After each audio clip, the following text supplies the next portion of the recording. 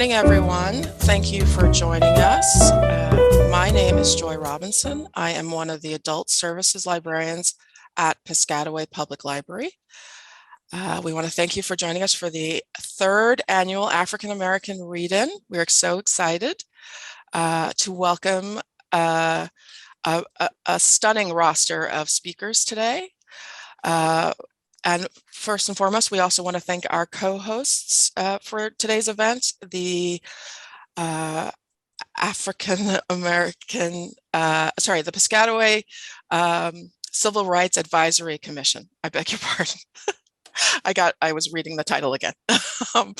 Thank you to them for co-hosting today's event and helping us to publicize it. And I also want to acknowledge and recognize the Black Caucus of the National Council of Teachers of English, who created this African American Read-In in 1990.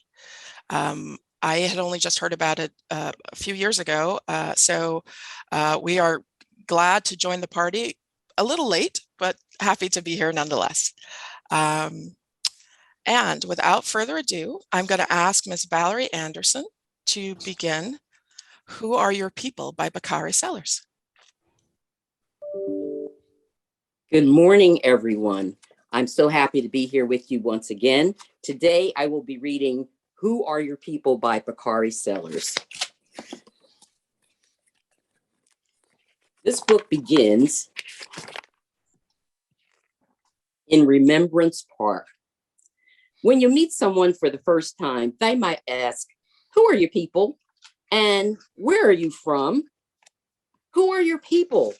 They're talking about people like Muhammad Ali, Maya Angelou, Martin Luther King, Stacey Abrams, and so many others.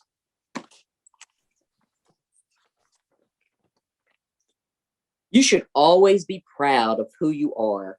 Your people were strong and smart, and they dreamed of things not yet seen and imagined that we could all be free, just like Harriet Tubman. Your people were fighters. When they were told they had to leave because of the color of their skin, they sat down. And even when they were not served, they still continued to sit. Your people were mighty activists, champions that struggled for justice and equality. They marched so that people would know that your life matters. They carried signs. We demand equal rights now. No justice, no peace. We shall win by love. I am a man. And they stood up and ran to make history and change lives. They gave us hope. Thank you, Barack Obama. Your people were trailblazers who changed laws and broke records. Today, we stand on their shoulders. We stand on shoulders like people from John Lewis, Kamala Harris, and Jackie Robinson. When they ask, where are you from? You are from a land where the soil is dark and matches the richness of your skin, where cotton and sugarcane strongly rooted and match your strength and determination. You are from the country where time moves with ease and where kindness is cherished. We might say a simple hello to our neighbors just to let them know that we see them. You are from a place where the aromas of cakes and pies come from the windowsills and fill your bellies with goodness and your hearts with love. Can you smell that sweet potato pie? You are a product of the proverb, it takes a village to raise a child.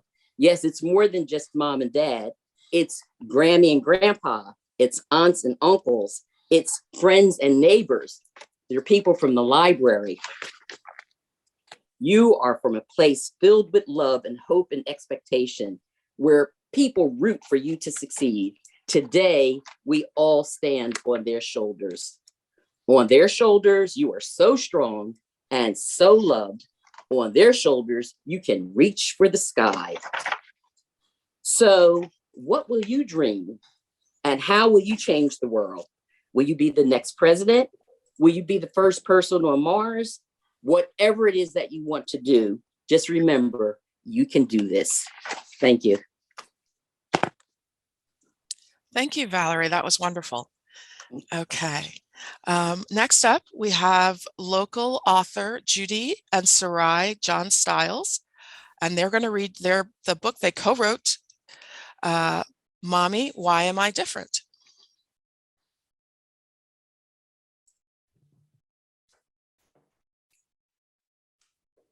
Mommy, Why Am I Different? By Sarai Stiles and Judy John Stiles.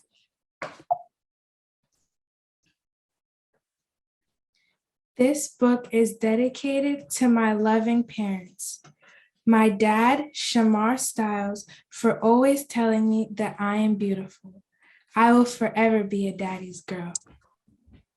My mom, Judy John Stiles, for always reminding me that I am fearfully and wonderfully made.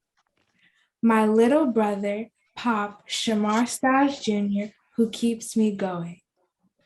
I dedicate this book to my grandparents, Doreen Duran Joseph, and Doodles Janet Thomas, for your help and support to create a successful book. Mommy, why am I different? My hair is dense and brown. It curls when it's wet and super thick when it's dry. Baby, your hair is thick, magnificent, and bouncy curls abound. Mommy, why am I different? They say my skin is too dark and I make too much noise. You have beautiful brown skin to match a beautiful voice. We use lotion to keep our skin healthy and moist. Mommy, why am I different? My eyes are too big and my lashes long and curled at the ends. You have a special gift to see and discern who are your true friends. Oh man, you all right? Mommy, why am I different? I have thick lips with shiny braces and brown gums. But you get to pick colorful bands that make your smile unique and fun. I have long legs with a size 8 shoe in the 6th grade. Life would be boring if we were all the same. I love the way you are made. Mommy, why am I different? I don't fit in at school. I always stand out. Will you be a God pleaser or a people pleaser?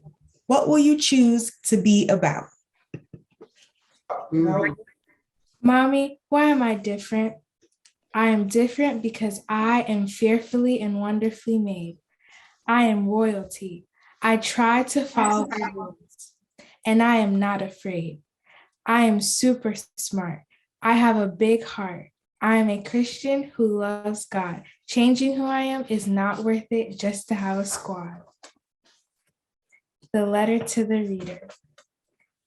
My name is Sarai Stiles. I am 13 years old. I am a young Black girl who wants to let all girls know that it is okay to be different. I want to let young girls know to always feel and be confident in themselves and understand that what you look like on the outside does not matter, as long as you keep your head up high and know that you are fearfully and wonderfully made. Sometimes it is hard to feel or know that you are beautiful because you may think that others are prettier than you or better than you, and that is not true because you are perfect just the way you are. The end. That was magnificent. Thank you so much. Congratulations on that. You wrote this book when you were 12 or 11, Sarai? I was 12. Oh, all right. Sure. That's fantastic. It was so beautiful. And who did the illustrations? We hired someone off a freelance platform. Oh, okay. Well, they captured it beautifully, and your story was very touching, and your letter Phenomenal, ladies. Thank you so much for joining us today, and thank you for sharing that beautiful story. I'm sure it's going to be an inspiration to lots of young girls and boys. Yeah, Thank thank you. you. Thank you. Okay, next we have Miss Terry Fisher, and she's going to read selections from Adventures of Grandma Terry series. Yes, good morning. I'm Terry Fisher, and I live in Piscataway, and I am the author of the Adventures of Grandma Terry series. That's my second career. Actually, I had a relocation consulting firm where I moved individuals from all over the world in different states in the United States, and I found them housing. And it was wonderful for 30 years. But one day, the team I worked with changed, and the real estate market softened. So the next thing I knew, my business had to close. That was one tragedy. And the second tragedy, which really tore my heart apart, was when my first granddaughter, Nia, was diagnosed with a very serious illness. So although I was very upset about losing my business, it turned out to be a blessing, because I was then able to help with Nia's care. I would take her to the doctors. She had to go to 3 different hospitals. So I was able to help my daughter and my son-in-law with her care. So my first book is about Nia and one of her days in the hospital, and it's called Grandma Terry's Hospital Visit. Little Nia had to stay at the hospital for a while because she wasn't really feeling well. And you can capture the way she feels. Not a good day. Nia liked her doctors and her nurses, but she just wouldn't eat.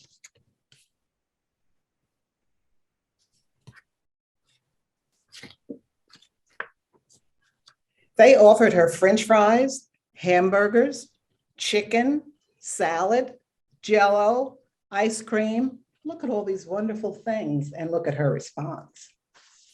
She just wasn't having it.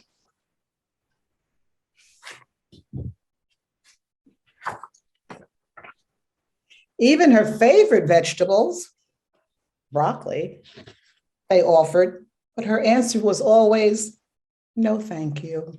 And here she is refusing broccoli, which she used to love. Mom asked, Nia, would you like some soup? No, thanks, was her reply. And here's Mom and the soup, and Nia saying no. Sister Nyla offered Nia her favorite snack, chocolate-covered pretzels, but Nia said no. Grandma Terry heard about the dilemma and came to the hospital to visit. Well, what's going on is what Grandma's thinking.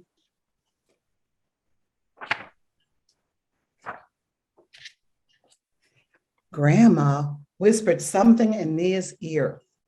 A small grin appeared, and a soft yes was Nia's response. So here's Grandma whispering and Nia saying yes. And I think that frown is changing just a little bit. Grandma Terry rushed home after promising to return very soon. So here she is leaving the location, but you can see she has something in mind. At home, she quickly made Nia's favorite dish, turkey meatloaf. Now, can you see that she has a mission? I see green peppers and onions and barbecue sauce, and she's just whipping it all together quickly. Grandma Terry returned to Nia's hospital with the prize dish just at dinner time. So here she is in her truck on her way back to see Nia. When she stepped into the room, Nia's eyes lit up and her beautiful smile returned. Nia began to eat with gusto. Look at those cheeks filled with turkey meatloaf.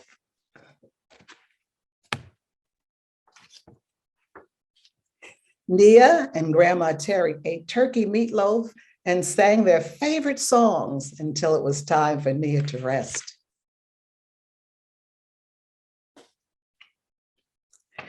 Grandma Terry left with a smile and a sparkle in her eyes, knowing that Nia would be home soon.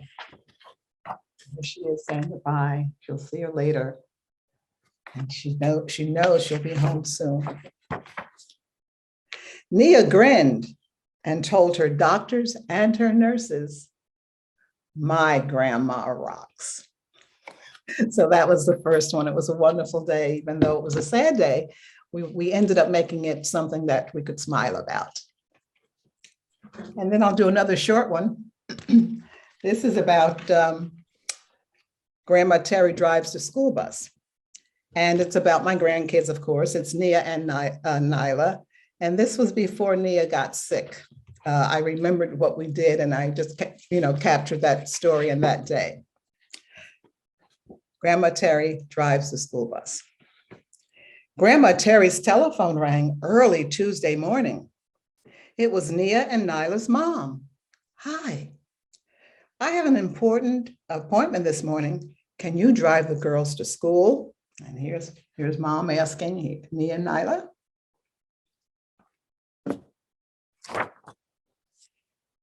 Grandma Terry was thrilled to hear the request. Yes, yes, she said. She loved her time with her granddaughters, and what a lovely way to start the day. So here's Grandma Terry getting the news that she needs to drive them to school. She didn't get up yet, but things change very quickly. Grandma Terry jumps out of bed, brushes her teeth, and takes her morning bubble bath.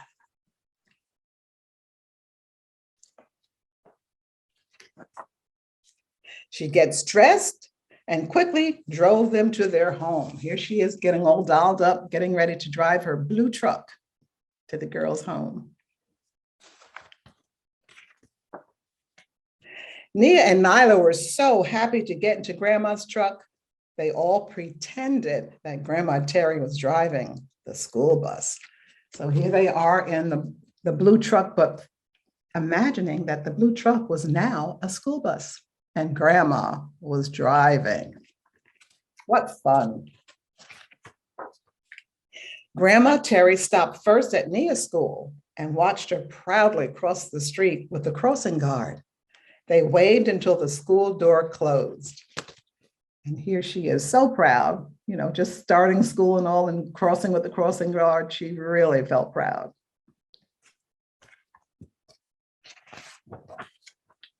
Next stop was Nyla's school. Nyla headed to her class. They waved and blew kisses until Nyla was out of sight. So here's Grandma driving all over the world, getting those grandkids there on time and throwing kisses. It was a great morning, but a lot of driving. What happened? What a great morning. Grandma Terry and the school bus returned home. All was well. I think she was worn out, but I see that blue school bus, that the blue truck has now transferred from the yellow school bus. Grandma did a great job, but she's worn out and all is well. So I hope you enjoyed those two stories. There's another one coming out because Grandma Terry has so many adventures. She's always doing something. So look for Grandma Terry Flies the Airplane with her granddaughter Autumn. This is really cute and really fun. So hope you enjoyed it. I hope you look for the Flying the Airplane online, grandmaterry.com, grandmaterryreads.com. And if you have any adventures you want with Grandma Terry, I'm here for you. grandmaterryreads.com. Thank you so much. Thank you, Grandma Terry. So I have a question for you. The same question I had for Sarai and Judy. Who illustrated your book? I was a friend of one of my daughters, and she does all of my animation, all of the illustrations. Oh, wonderful. Yeah. Sorry, my first question should have been, how is Nia now? I was going to tell you that Nia, who was diagnosed when she was 4, is graduating high school in June, and she is going to be going to college shortly after that, and all is well. Oh, that's fantastic. Yeah. Do you mind divulging where she's going to go to school?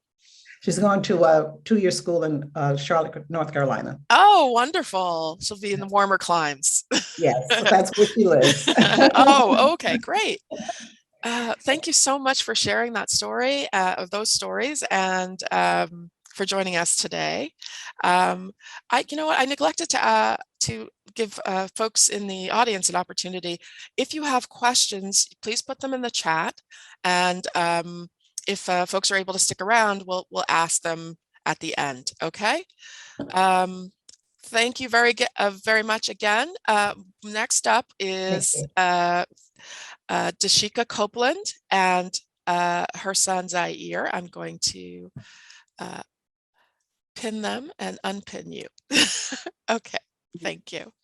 Hello, everyone. Okay. Hello, everyone. We're reading Moses.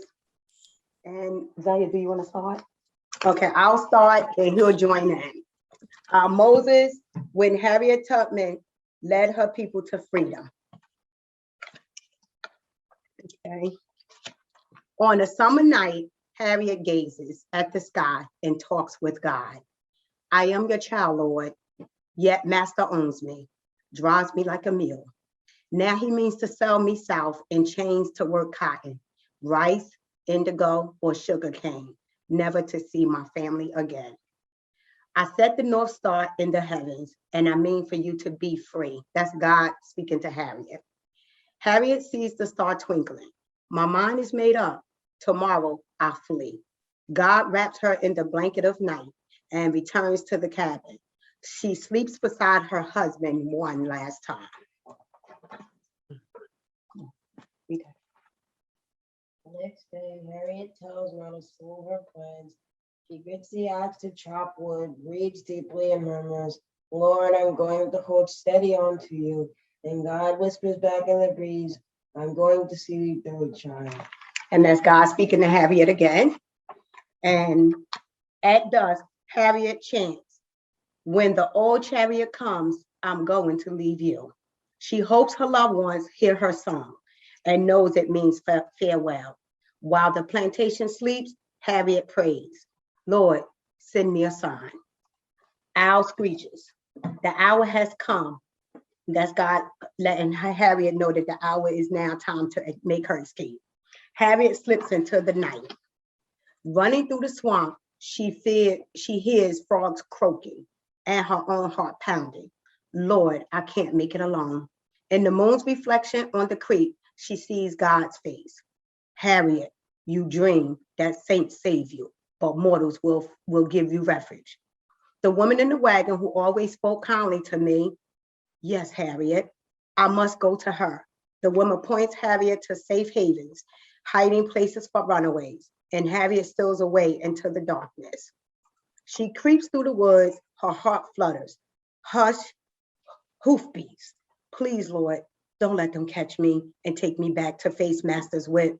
Don't let my journey end here. In the underbrush, Harriet sinks into a deep sleep. God cradles her. When she wakes, the men on horseback have passed and day breaks. Thank you, Lord, for watching over me. In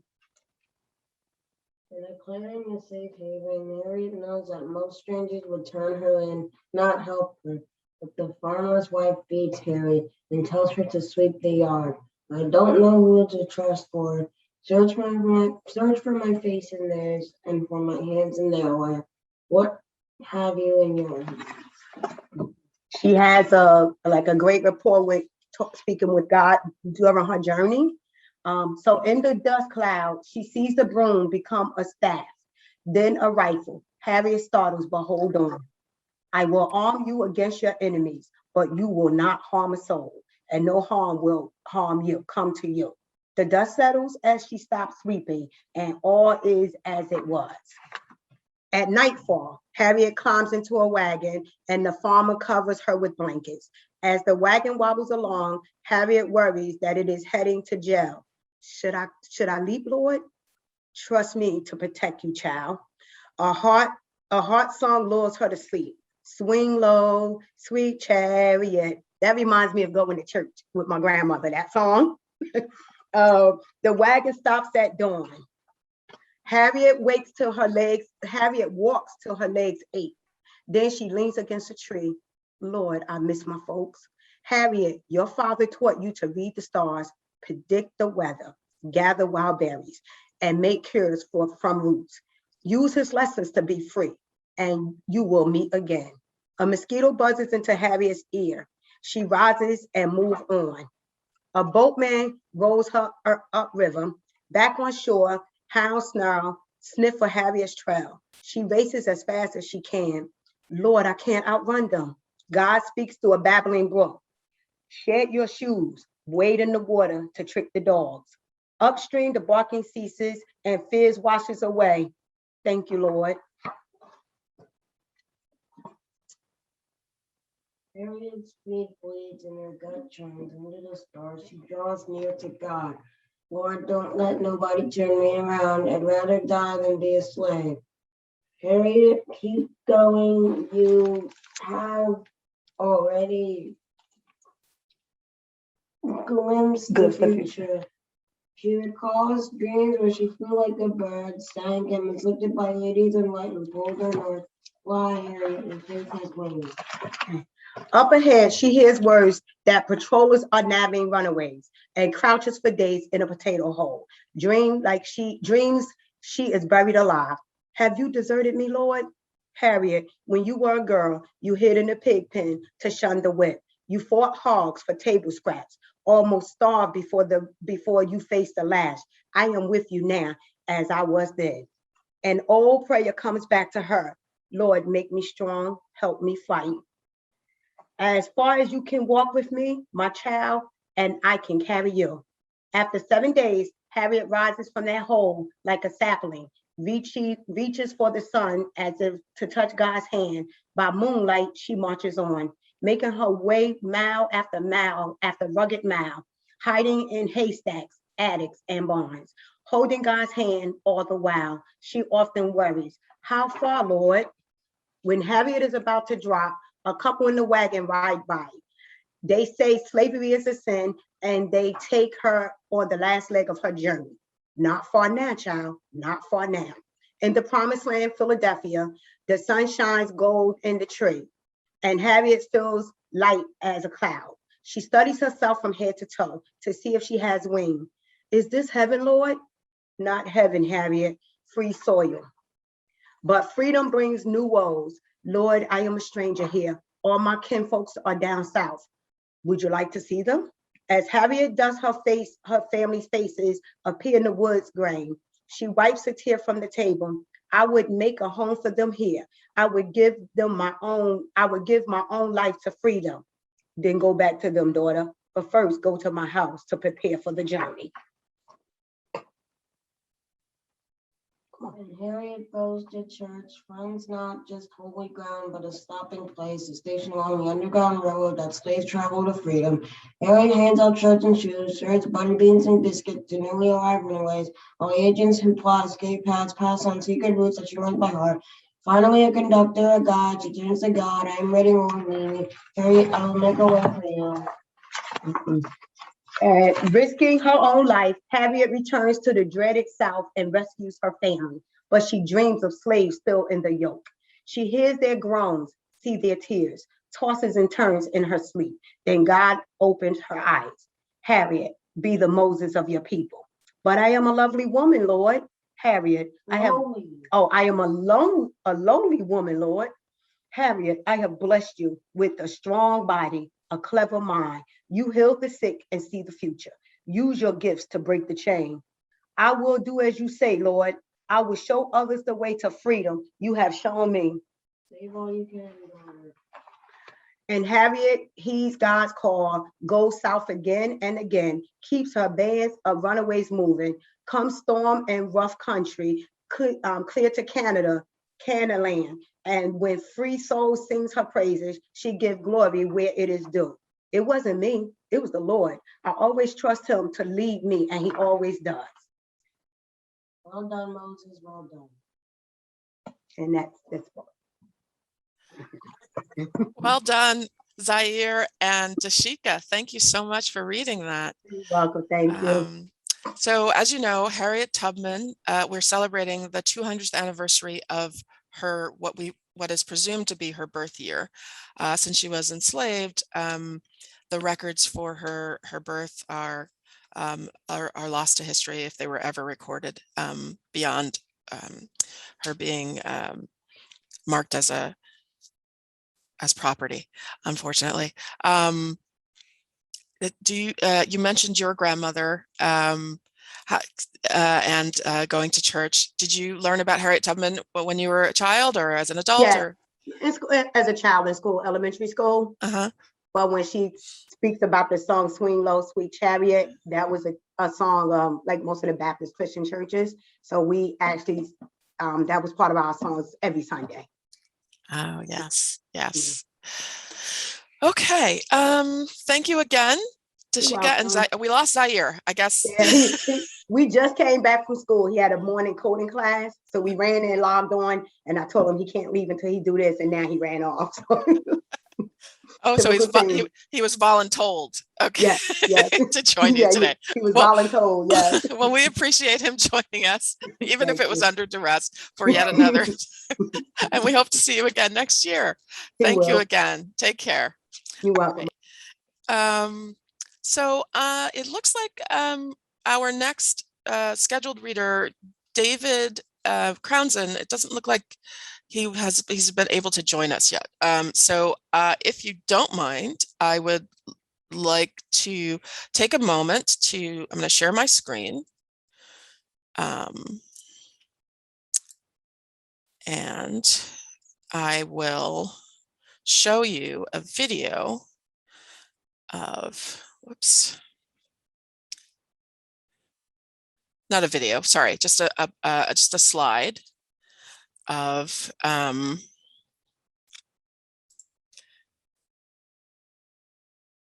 the craft that we had for today. Sorry. Well, maybe I'll show you just a little bit of it so that you can see.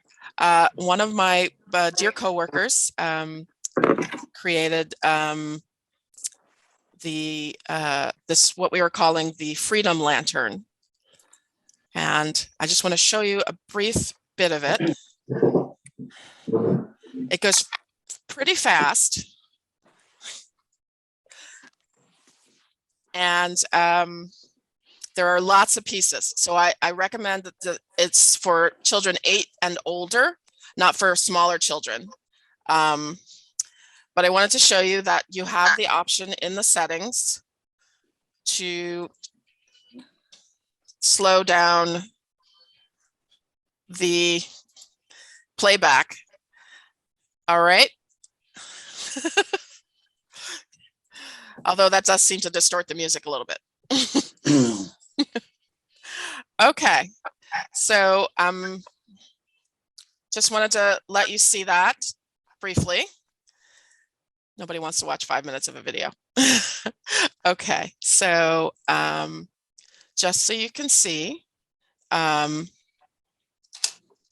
this is what the lantern looks like in person. I don't know if you can all see that. And there's a little tea light inside as well. Okay, I'm not sure you can all see that, but thank you to Charlene for designing this for us. Okay, next, I'm gonna skip ahead because I'm not sure what happened with David. I'm gonna skip ahead and ask Middlesex County Commissioner Chanel McCullum if she's ready to step up and begin reading. Thank you, Joy. Can you hear me? Yes, I can. Okay, great. Thank you. Great, thank you. So good morning, everyone. My name is Chanel Scott McCullum. I'm a Middlesex County Commissioner here in Middlesex County, and I'm a resident of Piscataway. This morning, I will be reciting a poem written by Langston Hughes about the Underground Railroad, which Harriet Tubman conducted. And I chose this piece because our country is in a very polarized state. And my hope is that this piece will help unify us to become a more diverse, equitable, and inclusive country. I read in the papers about the Freedom Train. I heard on the radio about the Freedom Train. I've seen folks talking about the Freedom Train. Lord, I've been waiting for the Freedom Train. Washington, Richmond, Durham, Chattanooga, Atlanta, way across Georgia.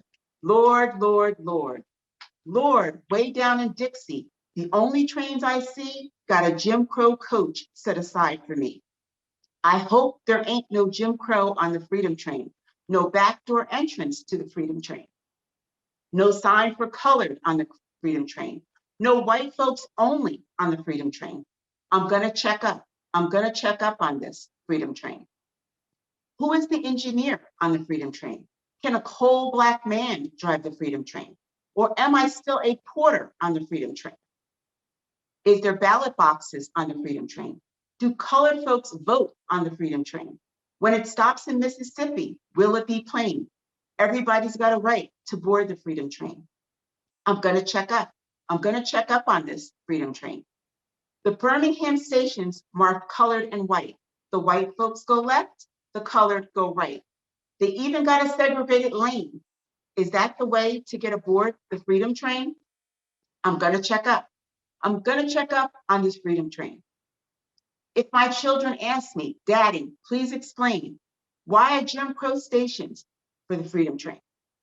What shall I tell my children? You tell me, because freedom ain't freedom when a man ain't free. My brother named Jimmy died at Anzio. He died for real, and it was no show. Is this here freedom on the Freedom Train?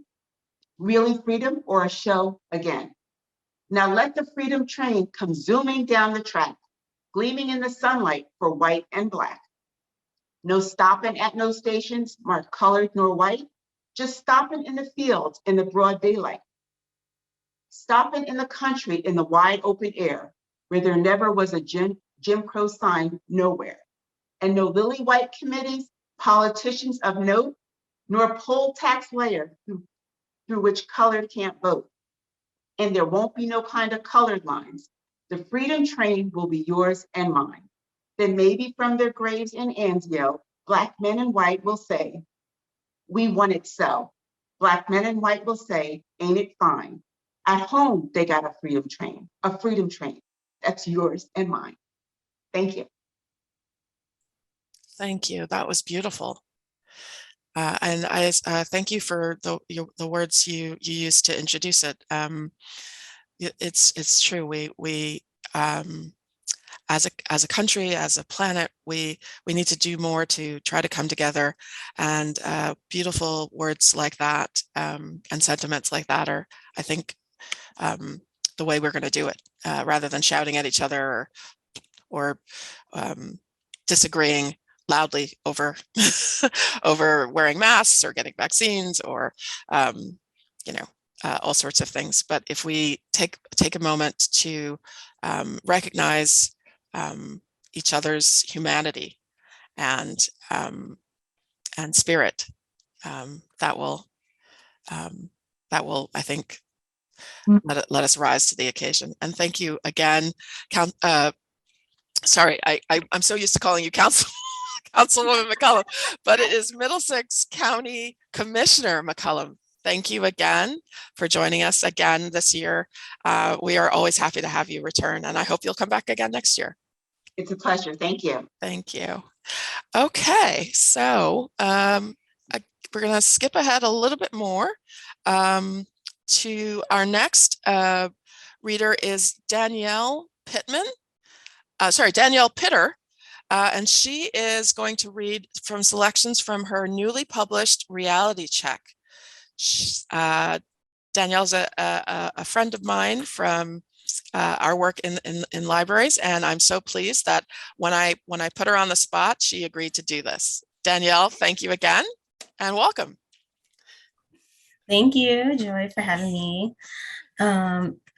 So to preface this before, the book isn't actually out yet. It's out in April, but it's available for pre-order on Amazon, Barnes & Noble, all that stuff. So yeah. So I'm going to read 3 poems from this book. And the first poem is called Breathe Again.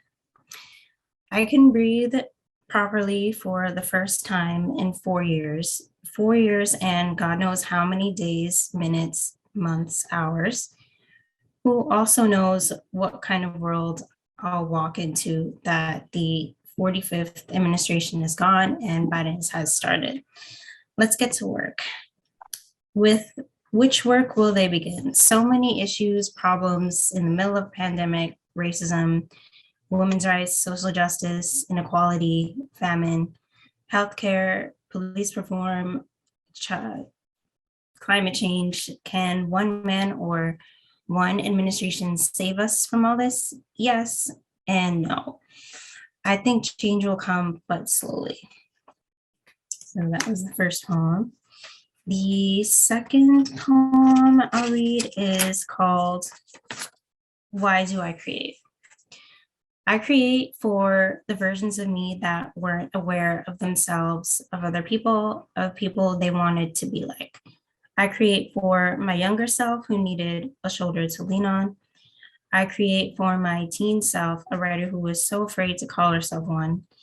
I create for the person I'm becoming now, even if that person isn't a full person yet.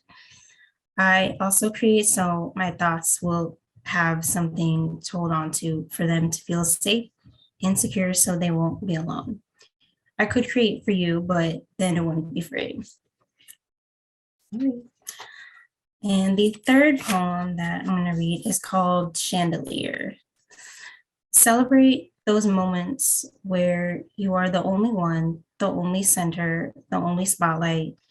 See how every shard of glitter is a reason you made it here. Because what is a chandelier but broken pieces of glass coming together to form a new look? Take a moment to look back on not only yourself, but also on the shards. The unruly, sharp edges were necessary.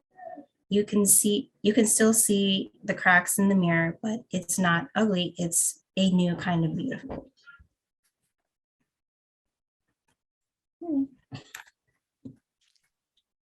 Thank you, Danielle. So why did you choose these poems to read today?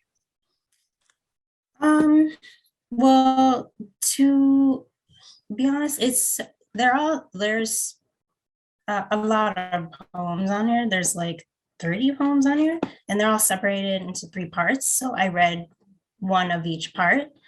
Yeah, I thought the first one was more catering to, like, what's going on in the world, what's happening, with the pandemic and what's going on politically, I guess.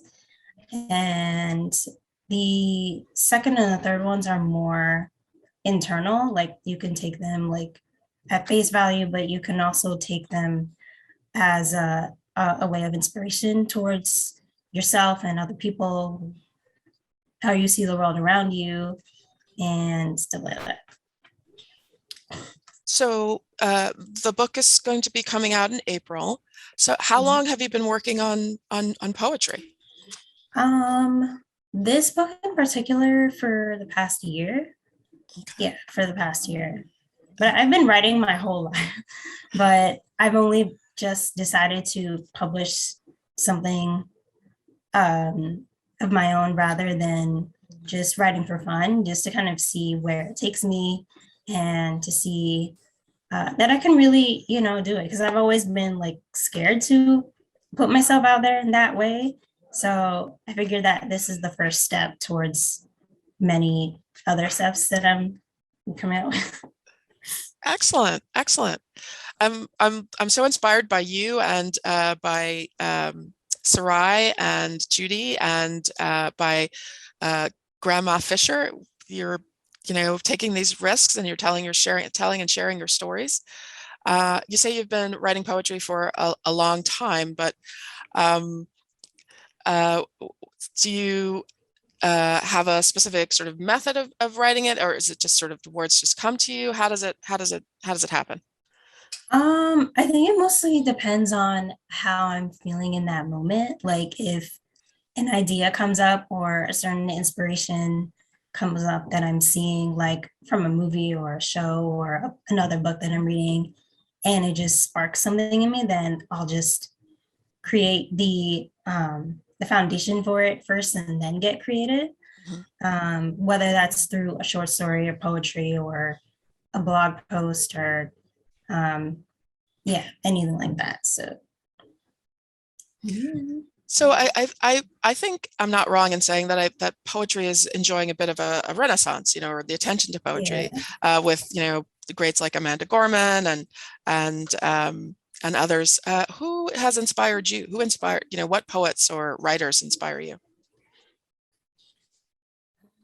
Oh, so many. I read a lot in like the young adult space, like the young adult. So like Angie Thomas and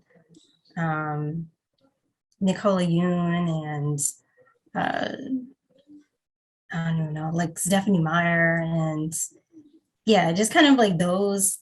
They're all very different, but they all kind of take away different lessons from their novels and kind of apply it to my own and how I want to write. So yeah.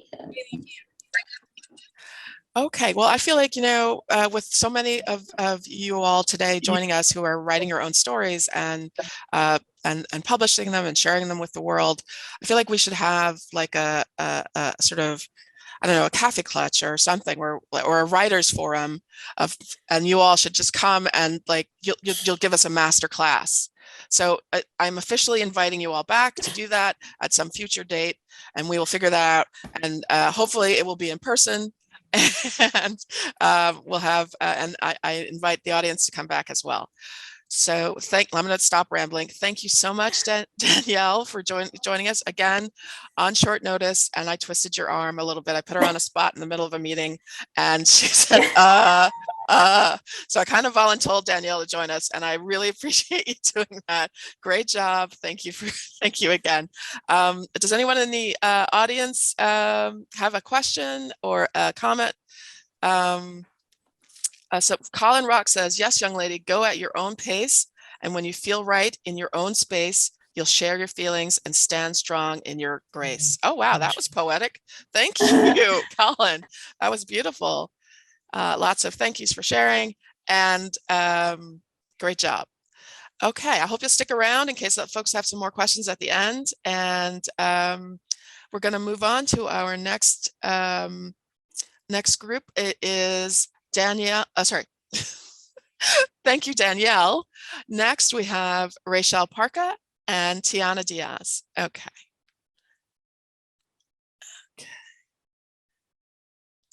Ready, Rachel? And yes. Okay. Hi, my name is Tiana Diaz. I'm 14 years old, and today, first, thank you for having me. So excited to be here today. The first poem I'm going to read is called I Am the Black Child by Michael Wynn. I am special. Ridicule cannot sway me. I am strong. Obstacles cannot stop me. I hold my head high, proudly proclaiming my uniqueness. I hold my pace, continuing forward through adversity. I am proud of my culture and my heritage. I am confident that I can achieve my every goal. I am becoming all that I can be. I am the Black child. I am a child of God. That poem. And then my second poem is called Black Girls by Stephanie Lahart. Don't be afraid to use your voice. Your thoughts, opinions, and ideas are just as important as anyone else's. When you speak, speak with boldness and purpose. Have courage, be confident, and always be true to yourself. Live your life fearlessly. Your voice has great power. Don't be afraid to utilize it when needed.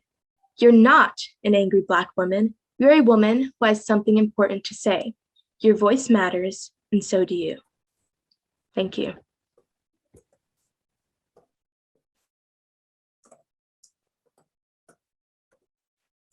Thank you, Tiana. That was beautiful. Those, wow,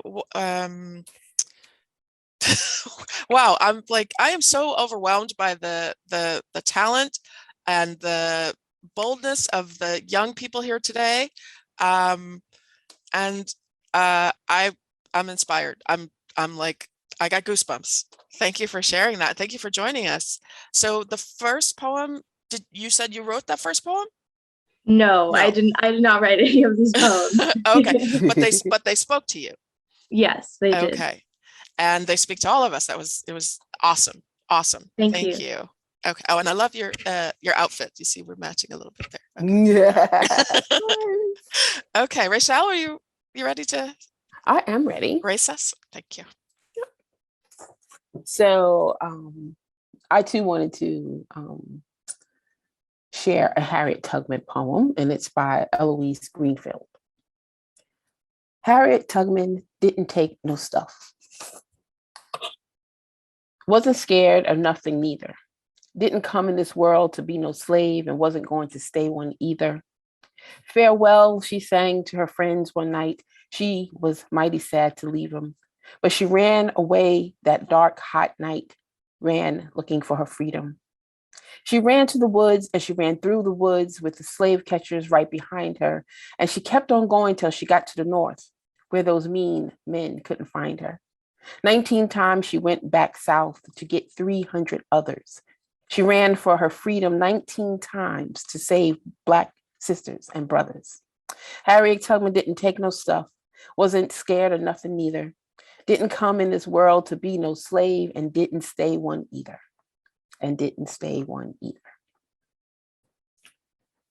So I found that very inspiring. Who wouldn't? Oh my goodness. That was tremendous. I'm glad I found that one. The lines that resonated most with me was how she came and didn't plan to be in a slave, and she didn't plan on staying one either. So yeah.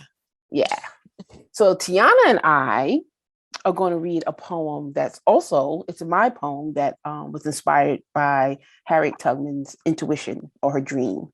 We all read Dashina, I think I pronounced her name wrong, but mentioned, how she relied heavily on her faith and her intuition. And this poem is a persona poem that I think captures that. Harriet. The dreams, I'm sorry. The dreams path. Harriet, wake now. I've flown further along the road, further down the river, further up north, further through lies. The path is clear. For these rag-torn Africans, sweet potatoes in their pockets, their souls weary from being ripped from coasts of ivory, plunked down to germinate with the eastern shore. Wake, Harriet, wake. I've spied busy helpers moving to and fro. Groundhogs are burrowing small holes. Temperatures at the river's bed are dropping. Chandlers are pouring and dipping molds. The path is clear. March, these bone-weary freedom stealers round back the way you came. The river to your right, the sun to your left. Listen for the owl's last hoot of the night. Follow the possum to the laurel bushes. Wake, Harriet, rise.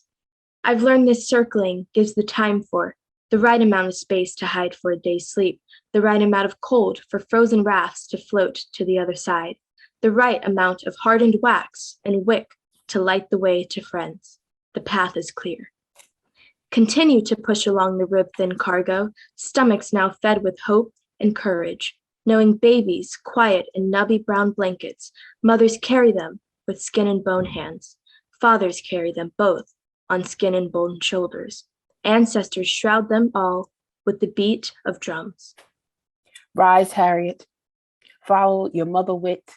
I've witnessed an inspirited lot at dawn, building a community, though looking over their shoulders. A carpenter called Freeman. A cook called Freeman. A farmer called Freeman. A blacksmith called Freeman. A storekeeper called Freeman. Birthing Mary be a Freeman. Anderson Freeman. Cowboy Freeman. Africa Freeman. Fishman Freeman. A trapper called Freeman. A teacher called Freeman. A horseman called Freeman. Big Joe Freeman. Black Joe Freeman. Red Joe Freeman. A seamstress be a Freeman. Uncle Granddad be a freeman. A jam boy, he be a freeman. A shoemaker called Freeman. A baker called Freeman. The Reverend Freeman.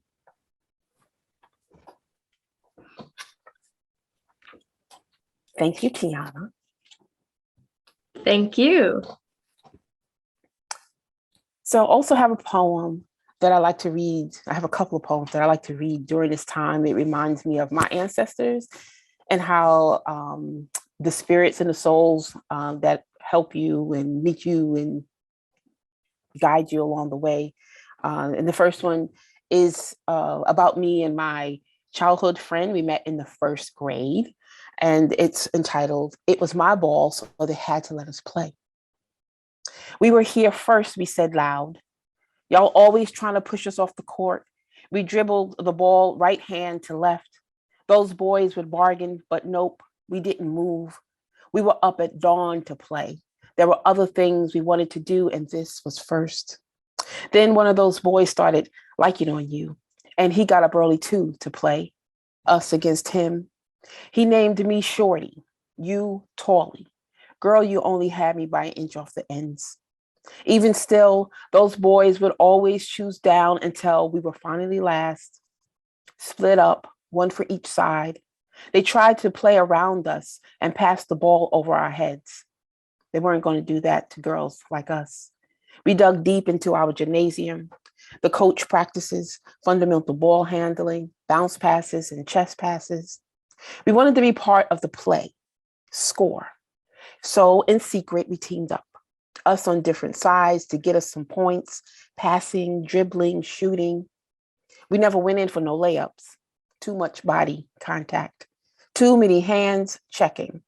We stayed on the outside and made them come out to us. Pull up, shoot, swish. That day in the same game, we showed 2 of those boys. We slapped 5 and ran backwards down the court.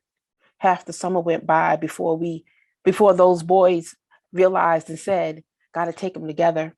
It's better. Word.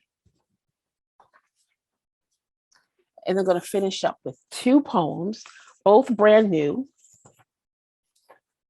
and both in dedication to those that I care about. And I can't find it. There it is. Sorry, y'all. One is, of course, my aunt and my mother, and I hope that their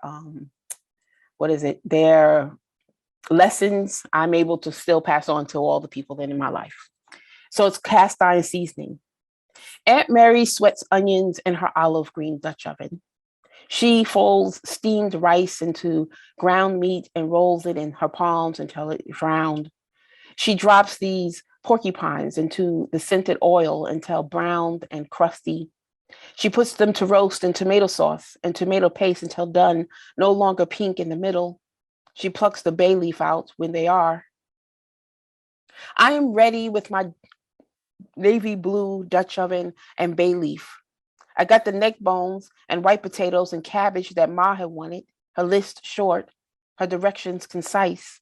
Place the meat in the pan, salt, peel the potatoes, slice the onions, add to the pot, cover, boil, simmer. Don't be too quick to check if done. You'll know the time is right. My niece wants my Dutch oven. It's too soon. There's more to steep, more iron to be heated, more recipes and ideas to try. I'll get her own, a small black lodge, maybe a quart size. She can start with a pot of beans or peach cobbler. Either way, I'll pass her the bay leaf when she's ready, and I'll be behind her. And my last poem, thank you, Piscataway Library, for having us and doing this. This is I'm glad you found this, Joy. So I wrote this poem very recently, like this morning. So I'm just gonna read off my notes. Me and Pebbles, we together. She is there in the bubble, in my mind's left corner. I know she sees me and she knows I see her. The time we met in first grade, us finding the only two empty seats. We know that our bones know each other's bones. And together we remember playing basketball, then handball, then riding our 10-speed bikes, mine blue, hers red, all over Brooklyn, to her grandmother on Atlantic Avenue, to my grandmother on Patchen Avenue. And together we remember dressing alike, everyone calling us twins. And together we remember she had a baby boy, making me his godmother. Now, him a husband and father. Am I a grand godmother? Or are these kids my grand godchildren? Do I have Saturday night Zoom calls, send birthday cards with a crisp $2 bill? Do I just keep digging into my gymnasium, sharing pebbles over and over and over? Wow, that was stunning. You say you wrote that this morning? Yes. What time did you get up? I get up early. And that just came to you this morning? Well, I wanted to write it. Oh. I went to bed with it on my mind. Okay. Awesome. Okay, Awesome. thank you. Amazing. I don't know where to start. Tiana, I want to bring you back into this because you make me speechless, which my colleagues will say is what? But the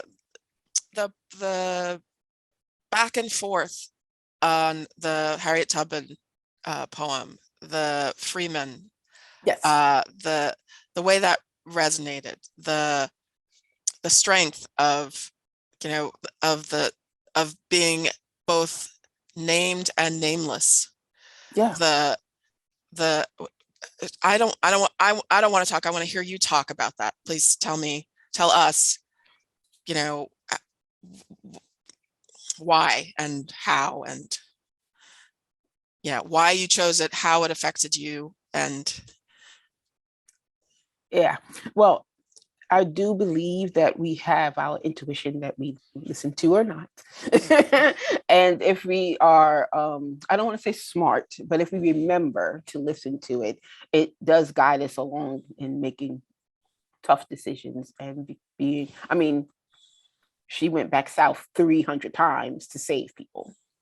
There had to be something that was guiding her, something that was supporting her travels. So for me, our bondage, even, we needed that intuition to get through and to and the resilience that was needed. We had to call upon, like, deep down in our guts, some strength that we have, and we all have, to do the right thing, to do the best thing, to be all that we can be.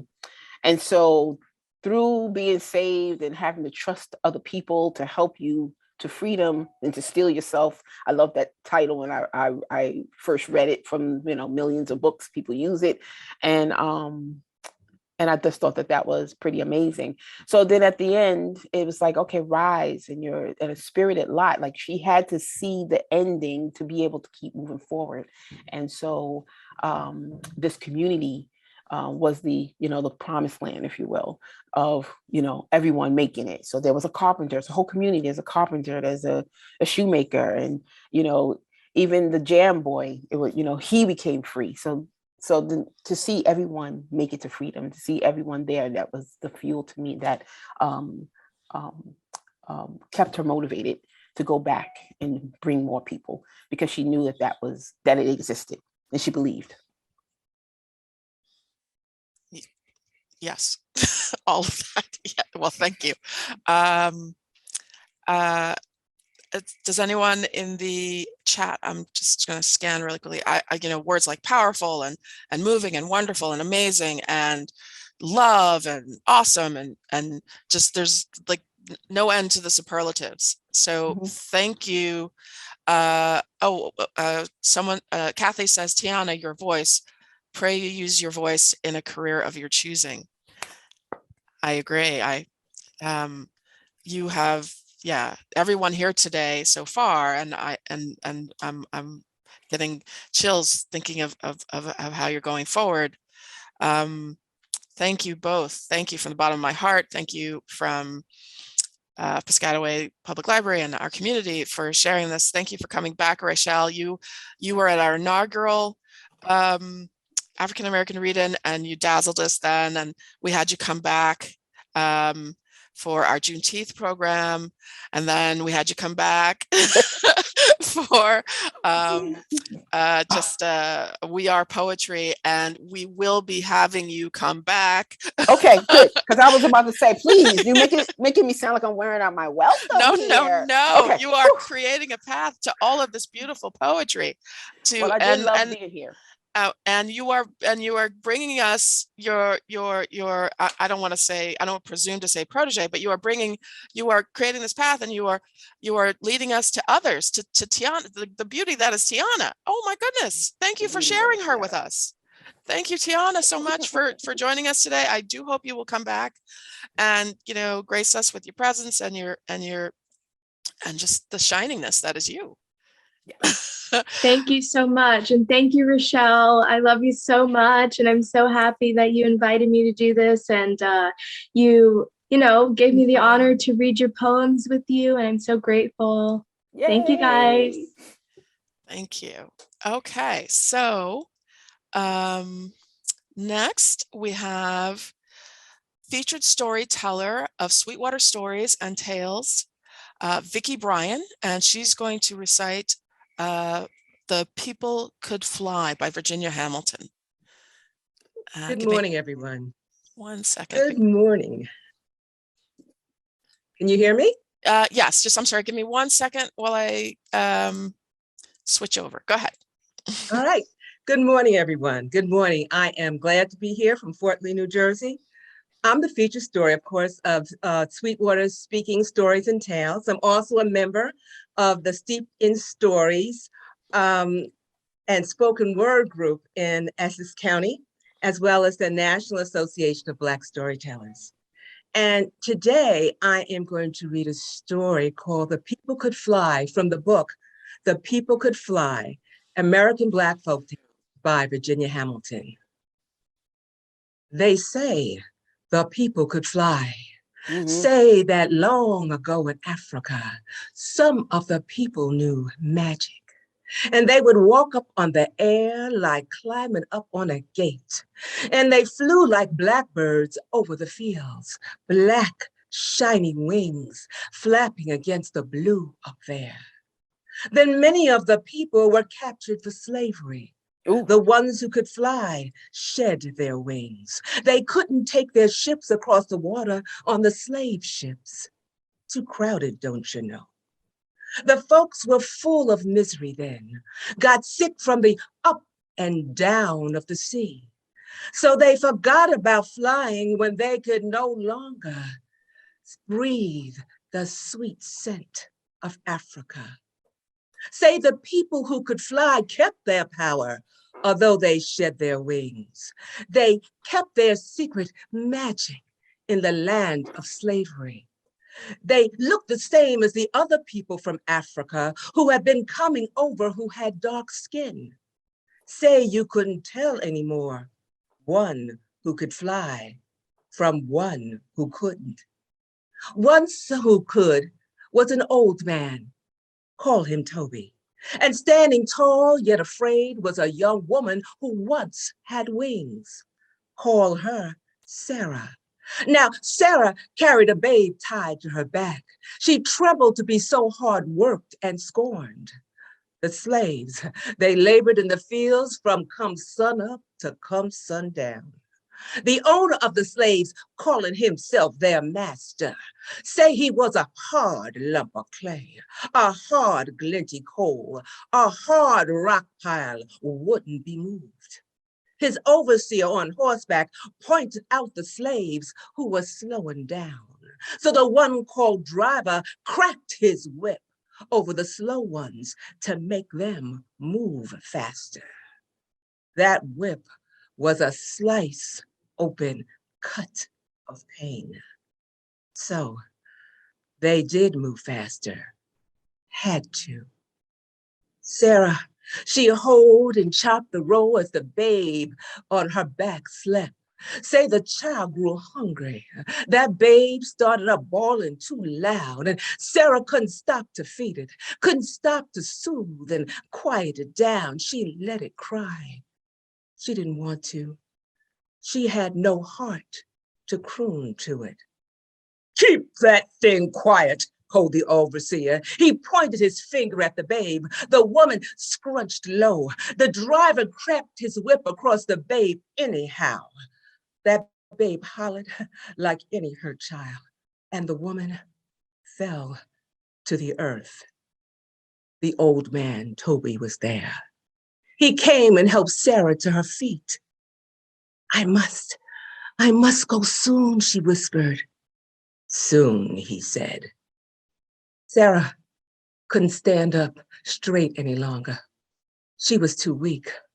The sun burned her face. The babe cried and cried. Say it sounded like, pity me, oh, pity me. Sarah was so sad and starving, she sat down in the road. Get up, you cow, called the overseer. He pointed his hand, and the driver's whip snarled around Sarah's legs. Her sack dress tore into rags. Her legs bled into the earth. She couldn't get up. Toby was there. There when no one else was there to help her and the babe. Now, before it's too late, panted Sarah. Now, father. Yes, daughter, the time has come, Toby answered. Go as you know how to go. He raised his arms, holding them out to her. Kum, yala kum, bubadumbe, and more magic words said so quickly they sounded like whispers and sighs. The young woman lifted one foot in the air, then the other.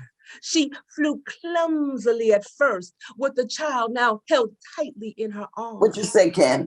And then she felt the magic, the African mystery. I didn't want to put the She salmon in rose for just you. as free as a bird, as light as a feather. The overseer rode after her, hollering. Sarah flew over the fences. She flew over the woods. Tall trees could not snag her, nor could that old overseer. She flew like an eagle now until she was gone from sight. No one dared speak about it. Couldn't believe it, but it was. 'Cause them that was there. Thanks, so April. That it was. Say the next day was dead hot in the fields. A young man's slave fell from the heat. The driver come and whipped him. Toby come over and spoke words to the fallen one. The words of ancient Africa once heard or never remembered completely. The young man forgot them as soon as he heard them. They went way inside him. He got up and rolled over on the air. He rode it a while and he flew away. Another and another fell from the heat. Toby was there. He cried out to the fallen, reached his arms out to them. Kum, yala kum, bubatumbe. Whispers and sighs. They too rose on the air. They rose the hot breezes. The ones flying were black and shiny sticks, wheeling above the head of the overseer. They crossed the roads, the fields, the fences, the streams, and were away. Seize the old man, cried the overseer.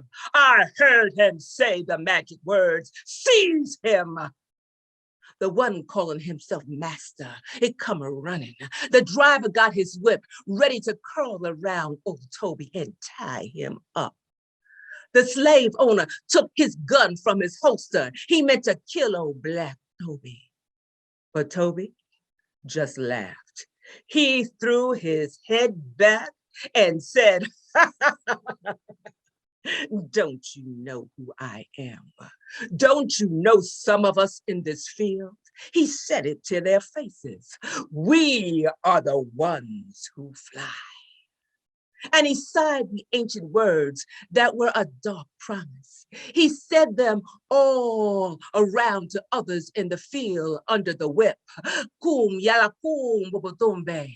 There was a great outcrying. The bent back straightened up.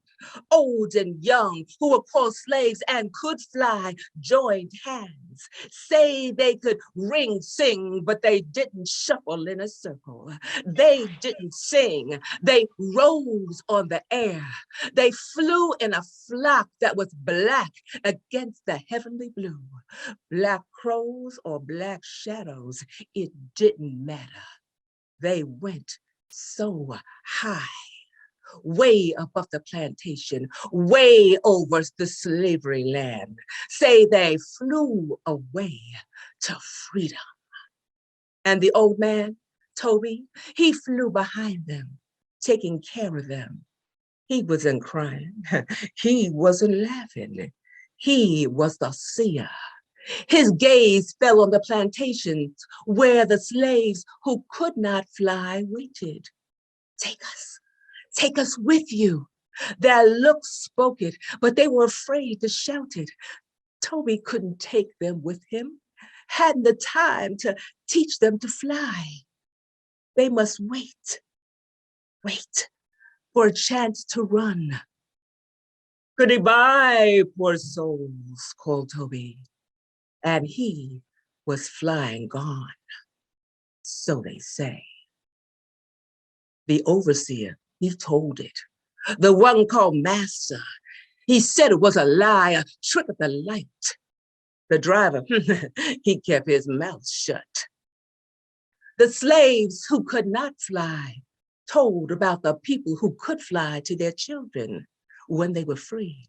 When they sat close before the fire in the free land, they told it. They did so love firelight and telling and freedom. They say the children of the ones who could not fly told their children. And now I have told this story to you. The people who could fly. One of the wonderful stories in the book titled, The People Could Fly, American Black Folktales, told by Virginia Hamilton. Miss Vicki Bryan, ladies and gentlemen. Oh my goodness. Oh my goodness. That was phenomenal. Thank you so much for joining us. Another last minute thank you to Reverend Shirley Saunders for connecting us. You work with a partner, don't you? Yes, as a matter of fact, she's here. Shirley Robinson. She is the founder of Shirley Johnson. Sorry, oh my goodness, Shirley Johnson. She is one of the founding members of the Steeped in Stories and Spoken Word group of Essex County. We are always looking for storytellers. We develop storytellers and poets, and we ask people to join, and we help each other. We help each other a lot. So we're looking for new members. So please, if Shirley would put in the chat box where they could contact Steeped in Stories if you're interested in joining us. We do things virtually. We work in community events in churches. Oh, we get around. You do. So when is your next event that you're going to be? So, can we follow you there? Yes, you can follow us. As a matter of fact, First Lady Shirley Saunders has got us opening up the Juneteenth celebration in Middlesex County. So we'll be doing that in June, and we'll keep you posted. We'll keep you posted. We don't have a website, but if you send us your email addresses, Shirley put it down there, steepedinstories@gmail.com. You can, we'll put you on a mailing list and we'll let you know what we're doing and where we're doing it. We have a couple of members in the audience, Carolyn Middleton from California, Colin Rock, who's also an author and a poet. So we're around. Oh, well, we appreciate you so much, and we look forward to following you. For Virginia Hamilton, is an inspiration to us all, and The People Could Fly is and you embody. I don't want to say tell that story, because tell is not a a true indication of what it is you did with that story. You made it come alive for us. And I mean, I heard, the voices of the overseer, and I felt the lash on that baby's skin. I'm just in awe of what you were able to do with your voice and with your body and your face and the emotions that you drew. Did you study acting, or how did you come to this? Well, I've been acting since I was a child, telling stories. People might have caught a little fibs, but I mean, I've been telling stories for a long time. And yes, I haven't studied acting, but I think that I got that little bug inside me. And when I became of a certain age, I said, oh, just let her out. So I just let her out. Oh, okay. So Rachel says, Miss Vicky, you bad. All right now. Thank you. Thank you for letting her out.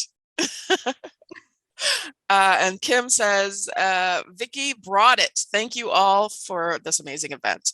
We're not done yet. Don't go away. Thank you again, Miss Bryan and Miss Johnson, and again, Miss Shirley Saunders for again connecting us with you. We hope to see much more of you in the future. Miss Johnson, I see you took your camera. You put your camera on, and Yes. Would you like to say something? Oh, just complimenting Vicky and what a wonderful job that she's done. And please do contact us at steepedinstories@gmail.com. We do lots of things, and we're looking for not just storytellers, but people interested in the spoken word. And I see that there are many spoken word participants here today. Thank you for this event. Wonderful. Thank you both again. Thank you so much. Okay, so I hope you'll stick around, and if folks have more questions, I'll put them in the chat for you. And our next speaker reader is Tap Into's very own Ken Simmons, and you are going to share with us selections from Kwame Dawes. Is that right? Yes, that's correct. Actually, it's just one poem today, but yeah, Kwame Dawes, he's somebody that I decided on because it's doing a search through the poets.org website, and I was looking for somebody who wrote something recently and who is still an active poet and published. And I stumbled upon Kwame because what stood out for me for him was that he was a professor in English at the University of South Carolina and has done a lot throughout poetry in South Carolina, more specifically with the South Carolina Poetry Initiative. And that resonated with me because I'm originally from Savannah, Georgia, and I have family in South Carolina all throughout the state. So it's sort of a connection to home, I guess you could say. And I picked up How I Pray in the Plague, which he published in 2021. And it's listed under the themes of hope, religion, and spirituality. And for me, it stood out in these current times because of the COVID pandemic that we've been faced with and all of the back and forth that people have had with who's right with information, who's wrong, who's ostracized, who's healthy versus unhealthy. And unfortunately, with all the passings and the people who are on the front lines dealing with this this plague that we have right now, this modern day plague. So I hope you enjoy it. I hope you find some of the same sentiments that I found in it. And here it is. Oh, I'll give a little bit about background on Kwame Dawes as well. He was born in Ghana and raised in Kingston, Jamaica, and somehow he ended up here in America. And it's been essentially, he's been an educator in America since 1994. So he is American at this point, you know. So How I Pray in the Plague by Kwame Dawes.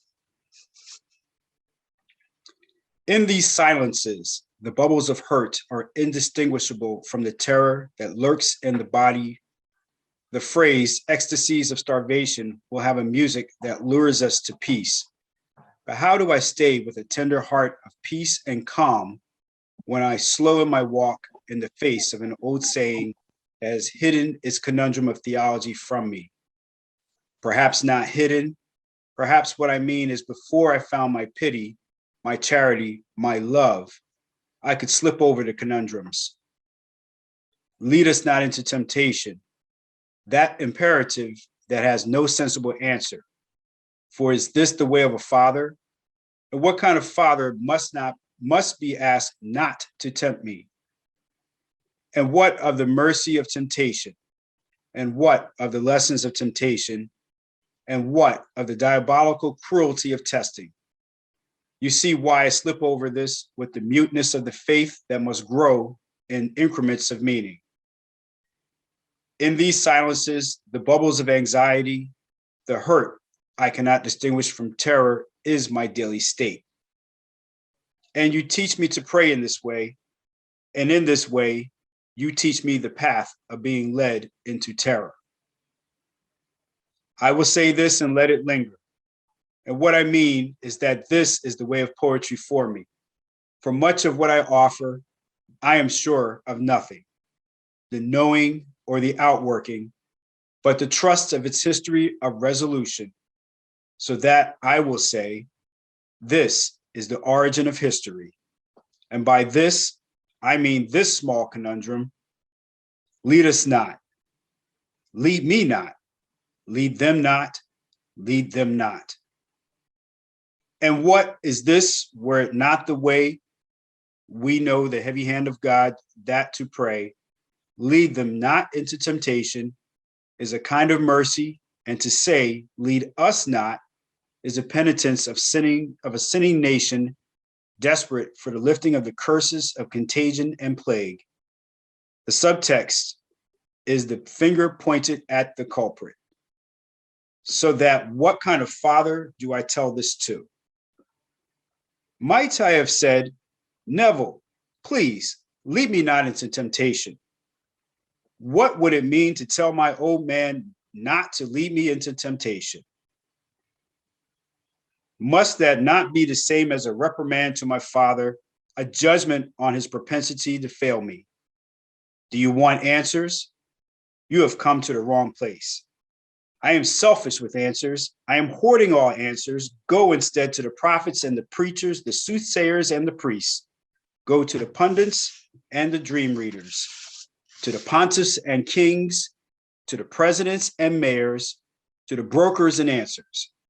But me, I hoard the secrets of my calming beauty, and I walk this road not as a maker of questions.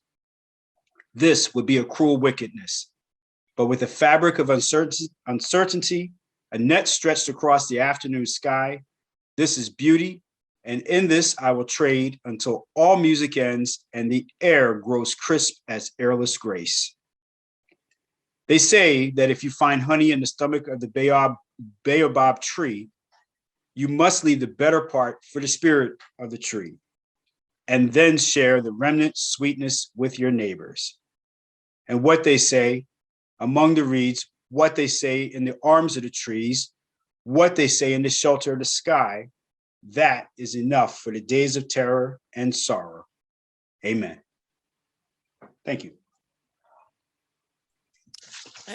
Wow. I'm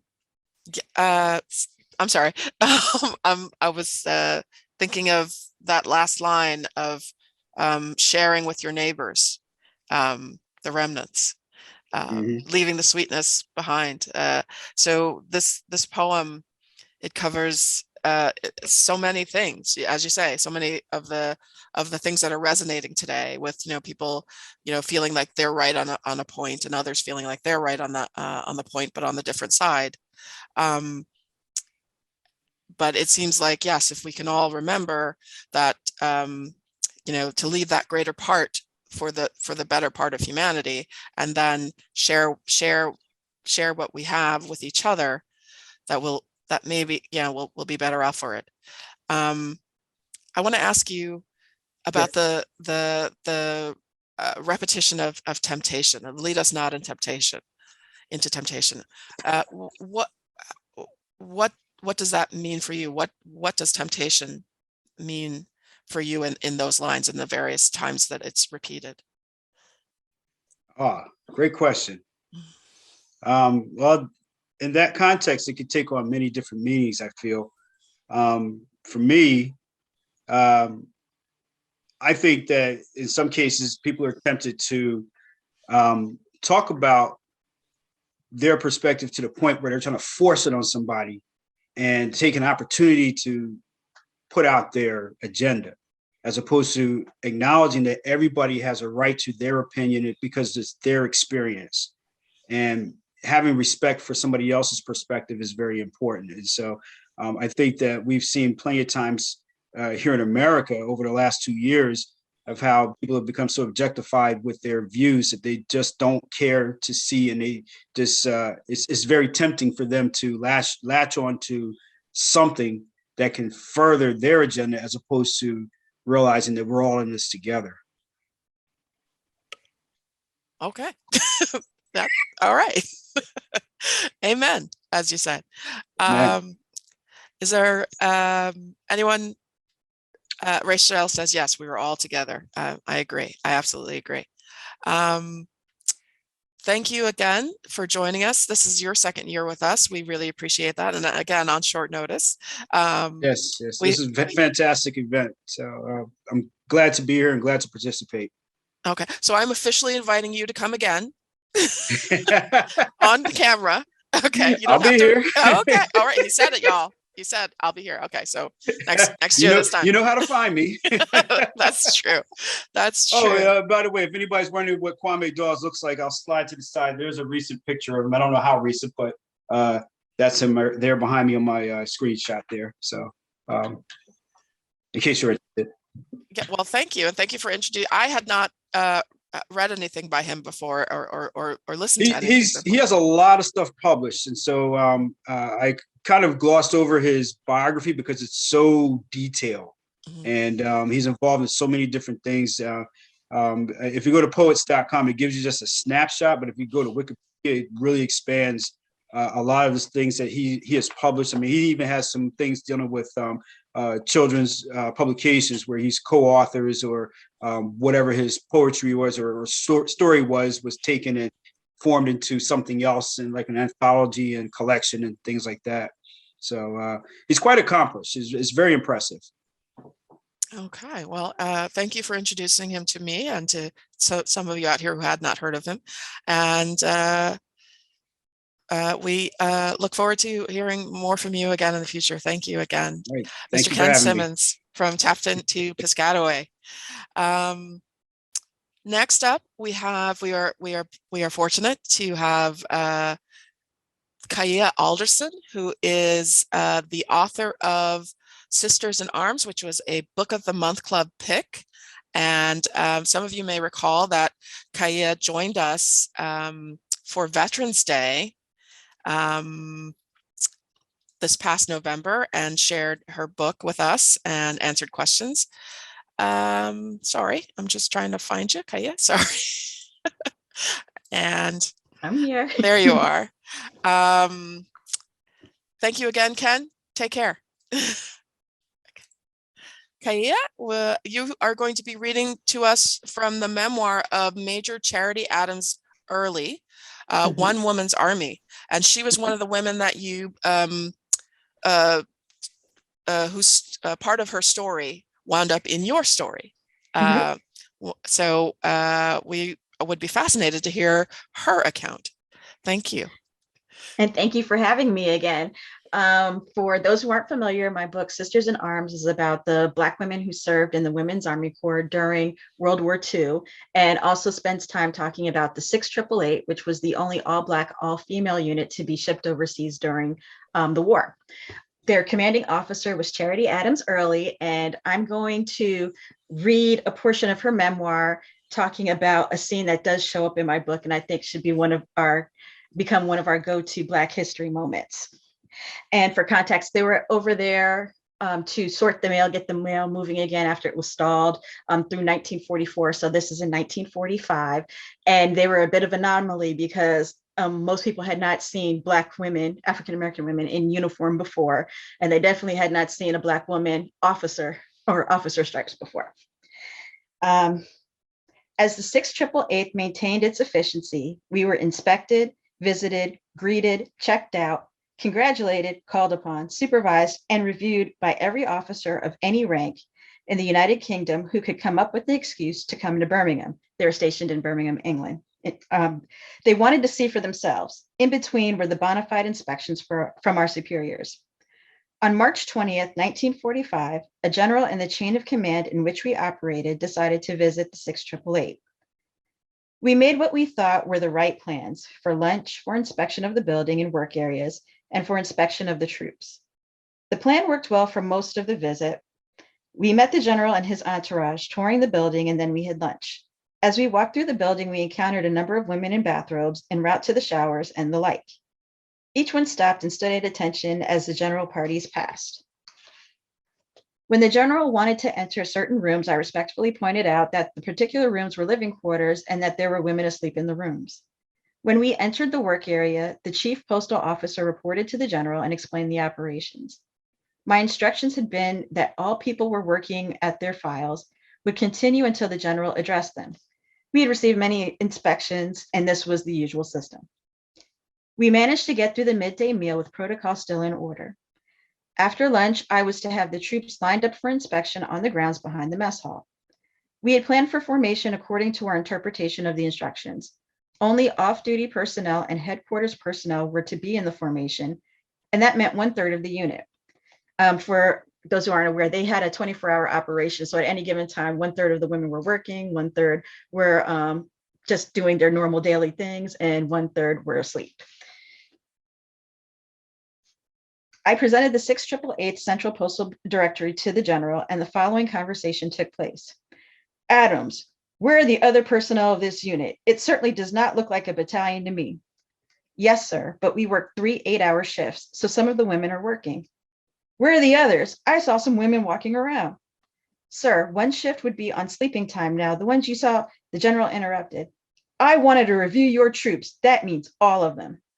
But sir, our instructions were, I'll tell you what I'm going to do, Major Adams. I'm going to send a white first lieutenant down here to show you how to run this unit.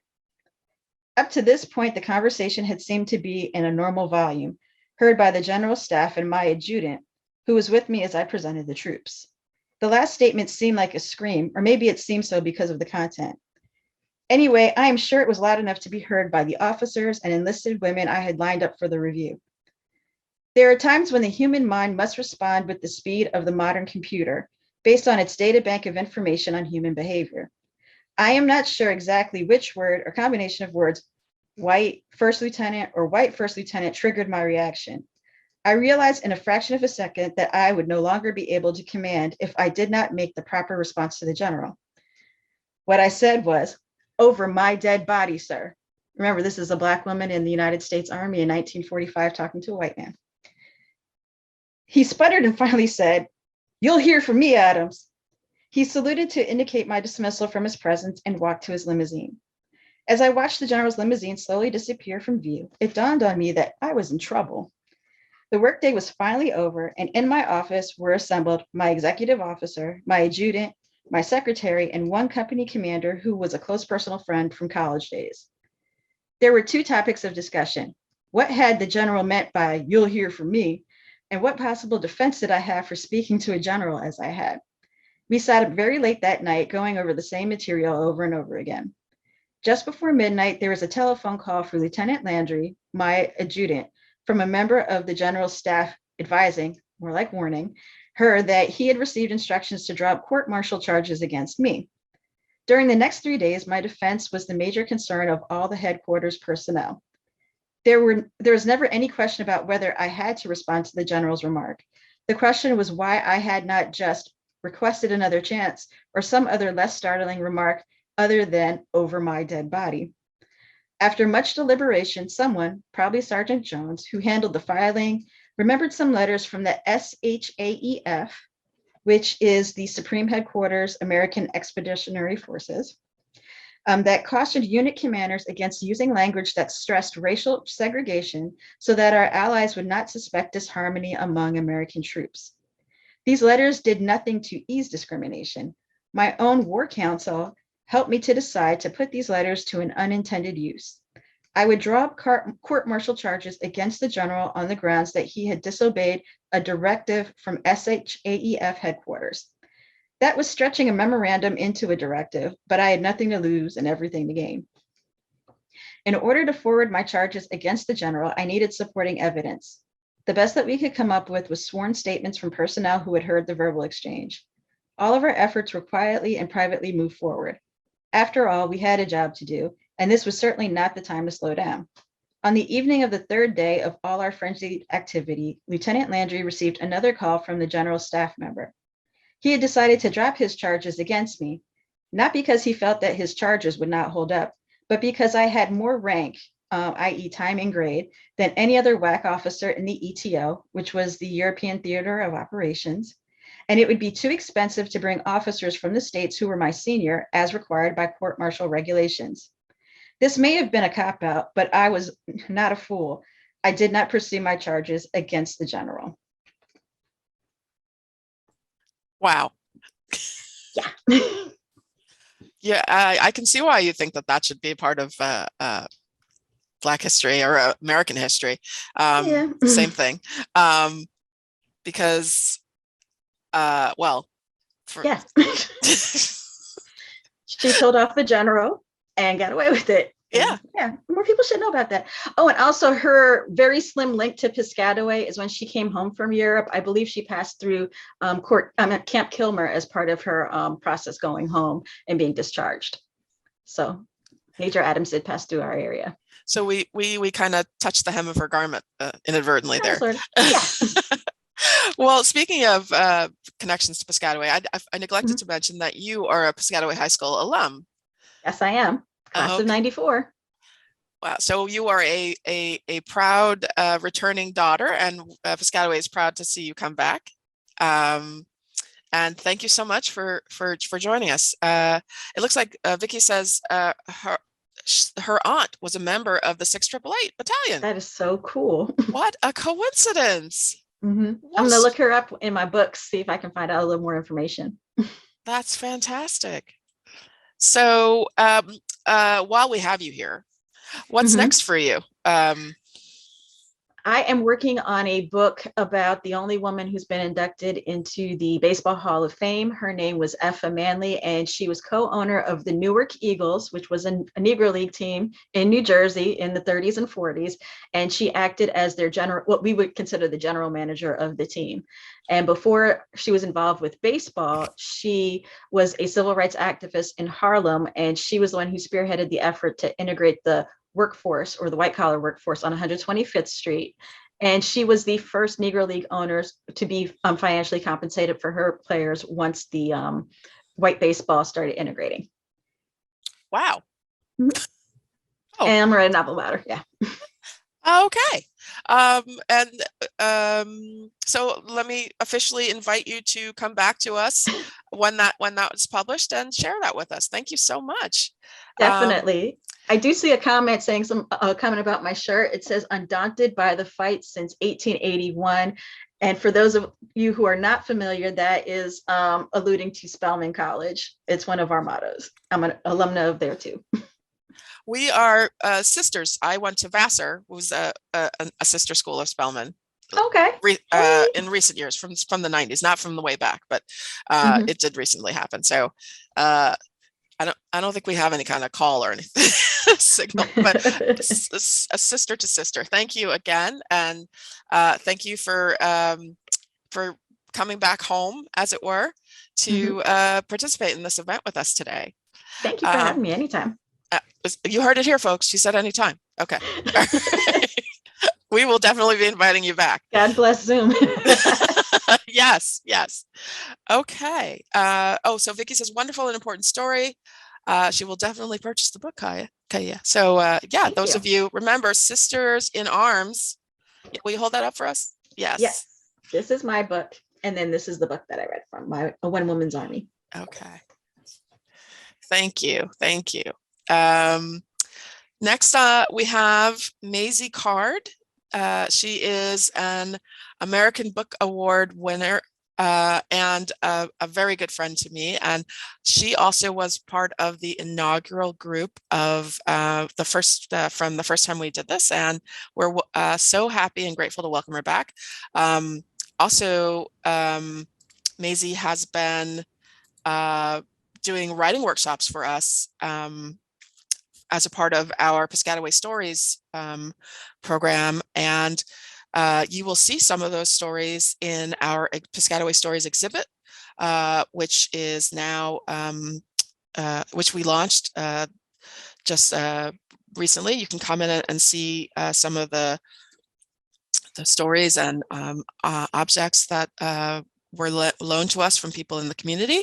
And Maisie helped us helped those lenders write their stories and tell their stories with us. And as I said, she also did some writing workshops for us. So we are grateful and pleased to have Maisie Card read. What are you reading for us today? So I'm not reading from my book, but I'll show my book. So my book it's a novel. It's called These Ghosts Are Family. And it's largely set in the Caribbean and Jamaica, but I thought that for this, I would read like an African-American writer who inspired, me to write and inspired the book in certain ways. So I wanted to read like a couple of poems from Lucille Clifton, and I wanted to read a little excerpt from her memoir as well. Wonderful, thank you. Okay, we're all excited. Okay, shh, everybody. Okay, go ahead. So the first poem, actually at the front of my novel, I used like an excerpt from her poem called I Was Born with 12 Fingers. So I just wanted to read that poem in its entirety first. So I was born with 12 fingers, like my mother and my daughter, each of us born wearing strange black gloves, extra baby fingers hanging over the sides of our cribs and dipping into the milk. Somebody was afraid we would learn to cast spells and our wonders were cut off, but they didn't understand the powerful memory of ghosts. Now we take what we want with invisible fingers and we connect my dead mother, my live daughter, and me through our terrible shadowy hands. So the next poem I wanted to read, it's called Harriet. So I wanted to keep, since we're talking about Harriet Tubman, and it's a short poem. Harriet, if I be you, let me not forget to be the pistol pointed, to be the mad woman at the river's edge, warning, be free or die. And Isabel, if I be you, let me be in my sojourning, not forget to ask my brothers, ain't I a woman too? And grandmother, if I be you, let me not forget to work hard, trust the gods, love my children, and wait. And finally, I just wanted to, if you buy, Good Women's, which is an anthology with poems, there's a short memoir at the end called Generations. And I had read it, a couple of times while I was writing my book. So I think it influenced it in a lot of different ways. So I'm gonna read just the last 2 pages of the memoir. The last time ever I saw her alive, she had been undergoing tests to find out what caused her epilepsy. And I leaned over to kiss her and she looked at me and said, the doctors took a test and they say I'm not crazy. Tell your daddy. I wanted to make things better. I used to lay in bed at night and listen for her fits. And earlier than that, when I was younger, a little girl, I would lay awake and listen for their fights. One night they were shouting at each other and my sister Pumpkin whispered out of her stillness, Lou, are you awake? No, I mumbled. She stirred a little. That's good, she said. I wanted to make things right. I always thought I was supposed to, as if there was a right, as if I knew what right was, as if I knew. My mama dropped dead in a hospital hall 1 month before my first child was born. She had gone to take a series of tests to try to find out the cause of her epilepsy. I went to visit her every day and we laughed and talked about the baby coming, her first grandchild. On this day, Friday, February 13th, it was raining, but I started out early because I had not gone to see her the day before. My aunt and my uncle Buddy were standing in the reception area. And as I came in, they rushed to me saying, "Wait, Lou, wait, it's not visiting hours yet." After a few minutes, I noticed other people going on toward the wards, and I started up when my aunt said, "Where are you going, Lou?" And I said, "Up to see my mama." And they said all together, "Lou, Lou, your mama's dead." I stopped. I said, "That's not funny." Nobody laughed, just looked at me, and I fell, big as a house with my baby, back into the telephone booth, crying, "Oh, Buddy, oh, Buddy, Buddy, Buddy." 1 month and 10 days later, another Dahomey woman was born, but this one was mixed with magic. Things don't fall apart, things hold. Lines connect in thin ways that last, and lives become generations, made out of pictures and words just kept. We come out of it better than we did, Lou, said my daddy said, and I watch my 6 children and know we did. They walk with confidence through the world, free sons and daughters of free folks, for my mama told me that slavery was a temporary thing. Mostly we was free and she was right. And she smiled when she said it, and daddy smiled too, and saw that my sons are as strong as my daughters, and it had been made right. And I could tell you about things we've been through, some awful ones, some wonderful, but I know that the things that make us more than that, our lives are more than the days in them. Our lives are our line, and we go on. I typed that, and I swear I could see Caroline standing in the green of Virginia, in the green of Africa, and I swear she makes no sound, but she nods her head and smiles. The generations of Caroline Donald, born in Africa in 1823, and Sam Louis Saul, born in America in 1777, are Lucille, who had a son named Jeannie, who had a son named Samuel, who married Thelma Moore, and the blood became magic, and their daughter is Thelma Lucille, who married Fred Clifton, and the blood became whole. And their children are Sydney, Frederica, Jillian, Alexia, 4 daughters, and Channing, Graham, 2 sons, and the line goes on. Don't you worry, mister, don't you worry. Thanks.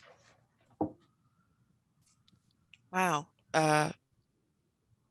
There's so many lines there that are striking, particularly things don't fall apart. Is that, do you think, a reference to Chinua Achebe's Things Fall Apart? Do you think that's sort of a counter to that, or are you frozen, Maisie? I think she may be frozen. Uh-oh.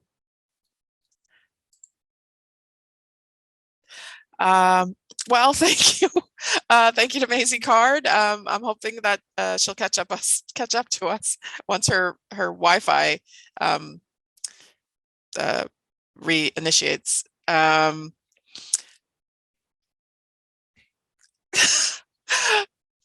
I did not plan on technical difficulties. That's my bad. Sorry.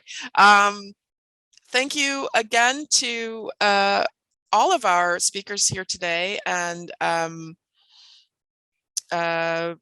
to our audience for sticking around for an hour and a half, or almost 2 hours. Someone wants to know the name of the book that Maisie just read. Shoot, she held it up. Did anyone else catch that?